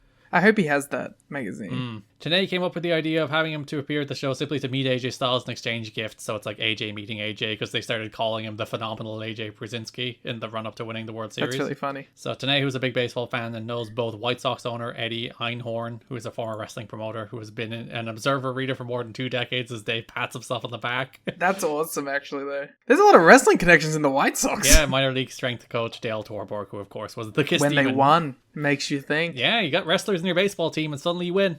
So I was able to put together the first of a series of cross-promotional ideas between TNA and the White Sox, with more ideas floated next season. It ended up being very controversial internally, with the belief that it was going to be a flop, an embarrassing flop by many, including those in creative. Jeff Jarrett. Tenay, which I think was the real smart move, as I said, used his long-time friendship with Bobby Heenan as a safety valve, knowing the live crowd in Orlando might crap on the baseball, but they'd love Heenan. So they'd put Heenan would guarantee that the angles would go smoothly and get a good reaction, which is really, really smart. And Heenan, obviously a Chicago guy, so it ties together. This is a lot. There's a lot about this. This is an intricate thing that Mike Tenay pulled off. Nobody expected the angle to help ratings or add buys, but simply garner publicity, and it did just that, and created some media context and put TNA in front of people that it otherwise wouldn't have, and gave a story to a usually throwaway Diamonds in the Rough pay-per-view match. So everyone was like, good job. And part of the success people attribute to the hiring of Ross Foreman as head of publicity, who is still doing that job to this day in 2023. The finish was then played on SportsCenter the next day as one of the plays of the day and mentioned throughout Chicago media, as well as requested by CNN, CBS, and ABC. So it's one of the better publicity stunts, getting more publicity than Urlacher and Johnny Fairplay, though I would say the Tennessee Titans stuff probably blew up a little more because it felt more, I think the Titans stuff felt more spontaneous, I guess, which is the reason that kind of blew up. It was apparently originally written for D'Amore and Team Canada, but they had no interest in doing it, so it went to the Diamonds in the Rough instead. And apparently Simon Diamond's a big baseball fan, so I think that worked. Team Canada, yeah, sorry, we gotta put over 4LK. We've got something much more important going on. Hey, maybe that means that D'Amore was the one shitting on the idea. He hates baseball. He's like, if it was a hockey team. Yeah. If it was a Canadian sport, we'd do it. All right, we gotta do Jarrett Rhino. Yeah, because 4LK gets the fuck shitter. I mean, not much happened. It's more interesting because, the behind-the-scenes things with the Rhino. We're TMZ now. So, November 19th, Rhino beat Abyss. We've already talked about that match. And then Larry booked the Rhino and Jarrett match for Turning Point. We then had, a series of Rhino vignettes through the week that we'll talk about all at once. They were set to a song called Caught in the Moment by a band called Broken Yoke. Again, me searching Spotify for these song titles in the show notes. The most important thing I'm doing in the show notes, $1 tier, Patreon, tnachat.com. If you need him. So they go through the narrative of Rhino's last few months of his career, where he was fired by the WWE for an incident in WrestleMania weekend where he got into an argument with his wife in a hotel room in the hotel lobby on I think the night of WrestleMania. It was WrestleMania weekend. I think it was the WrestleMania after party, in fact. Didn't he beat the shit out of a plant? Yeah, he smashed a plant pot. It was a scene. And for all the things that people got fired for in wrestling, I guess it's WrestleMania weekend where there's a bigger magnifying glass on everything, but that seems relatively tame for being fired. Yeah, you can fuck up a private jet, but God forbid the after party. Yeah, like Rhino still worked one night stand after that, but obviously he was fired, he jumped to TNA. So like they go through that where like the whole thing is like Rhino taking accountability for that. It's like, I made mistakes, I understand I made mistakes, and that was all my bad. I'm improving, I'm getting better, I'm growing, and you know, I've worked my way back, I've rebuilt my career here in TNA, and I won the NWA title, but then Jeff Jarrett took that from me, and I'm gonna take it back at Turning Point. That's like the crux of the features. And they're like nice little features for what they are, but they're not really a main event world title program push, are they? I think it would have been better to have him on the show, personally. They're the thing you do the month before you go into the main event world title program. But you re-establish the character, then he starts picking up wins and momentum. Yeah, this is like the beginning of that, as opposed to like they're doing this after he has already lost the belt in the build up to the rematch. So that's most of what Rhino's doing. Other than the Abyss match, he's then not really on TV, other than those quick like 1 minute features every week. So Jarrett starts like pivoting off into Christian, basically. It's so weird. Jarrett main events the November 26th episode against Kip James. Yeah, the big thing there is the debut of Jackie Gaeta.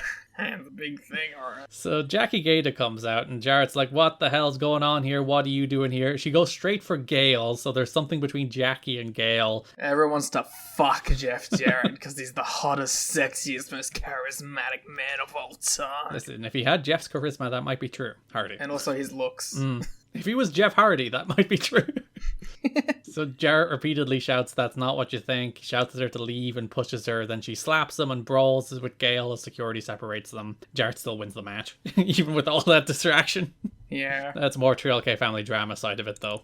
Jarrett comes out the next show, December 3rd, in which he's doing his big promo. It's like, everything was his fault. He sucks. Why are we doing videos on him? He sucks. This is the latest part of the conspiracy to take the belt off me. Look at all the company is putting behind Rhino. They're trying to build his image so he can take the belt from all that kind of stuff. I like the idea that vignettes are going to help someone win a match. They're establishing the narrative, you see. Because wrestling's fake. He talks about how Gail won't return his calls because Jackie Gaeta showed up as the crowd chants boring. Yeah, the crowd does not give a shit. And why would they? It's Jackie Gaeta. Hey, we did a career retrospective. It was riveting. Excuse me, I did a career retrospective. Tenay inquires about what was behind the slap, and Jarrett gets like deathly serious, and he's like, never ever go there again. And Tenay's kind of like, what? Yeah, he's like, well, okay. I've done worse to you. Why are you really mad here? He's like, I don't really care that much, to be honest. Christian comes out. Christian's like, I'm not the flavor of the month. I'm Captain Charisma, you silly bastard. Great bit. Yeah, he's bored of Jarrett. Says all he's contributed to TNA's success is a couple of broken guitars and a bunch of bad haircuts. Not wrong. He's coming for the winner of Jarrett and Rhino after he's done with Monty. Jarrett invites Christian down to the ring. Christian teases leaving, turns around, brawls. Christian goes for the unprettier, but Jarrett bails. Rude hits the Northern Lariat on Christian to set up their TV match next week. Jackie Gaeta comes back out, shouts at Jeff Jarrett. Jarrett pushes her, so she slaps him again. Same thing as last week. Security separates everybody as AMW wants answers from Jarrett about Jackie, Christian, and Rude brawl.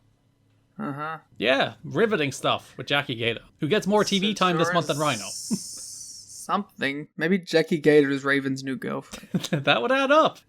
Opener of the primetime special is AMW and Jarrett against the Naturals. Hardy, we already talked about that match in which they put Andy Douglas through a table. Some brawling. There is a moment in that match where they tease for ages. Like Douglas and Harris are on the top of the ramp teasing doing cool moves off of the ramp. So they're like, well, I'm going to catatonic him off the stage and we're going to do all this stuff. And then he just kind of boots him off and he falls. By the way, this is Chase's first match back after breaking his neck. I would have just retired. He was only out for like 3 weeks. Should have just 3 weeks is not enough time to recover from neck breaking. You should really be out for longer. Turning Point. There is a show running story, of course, where like the mention that the face of TNA will change forever in 2006. So we have the same thing we always do with Jarrett going to like 15 different people backstage, being like, "You hear about what they said? What do they say? What's that about?" Best thing is James Storm littering. He just throws that bottle as they arrive. Yeah. Just drops it in a flower blade. It's great. They do want to do the point of contrast, and that Jarrett arrives in a limo with Rhino arrives in a pickup truck. That's a very expensive pickup truck. Let's not pretend. Yeah, that's not a cheap vehicle. No, that is a gigantic, big waste of money. In fact, largely more expensive than what I assume is a rented limo. Maybe Jarrett owns the limo. With the amount TNA use it, they're bloody better. Jarrett does the same thing with Monty later in the show. He does the same thing with Team Canada later in the show. Same conspiratorial stuff, which does lead us to the main event, in which Jarrett defeats Rhino to retain the NWA World title. And, you know, it's fine. Again, as Jarrett crowd brawling matches go, it was one of the more okay ones. I think it went 3 1/4. It's alright. Jarrett bleeds. But, it also followed, the best match in company history. This best singles match in company history, so that sucks for them. Yeah, they're going out there right after Styles and Joe. And as you said, it's pretty good. It's pretty good for what it is. There's some cool spots. It's not the worst Jeff Jarrett pay-per-view title match. No, easily not. We still like that exactly. Hardy one. Maybe the DDP one. Yeah. Oh, there's been a lot of bad Jeff Jarrett. Huh? Shocking development.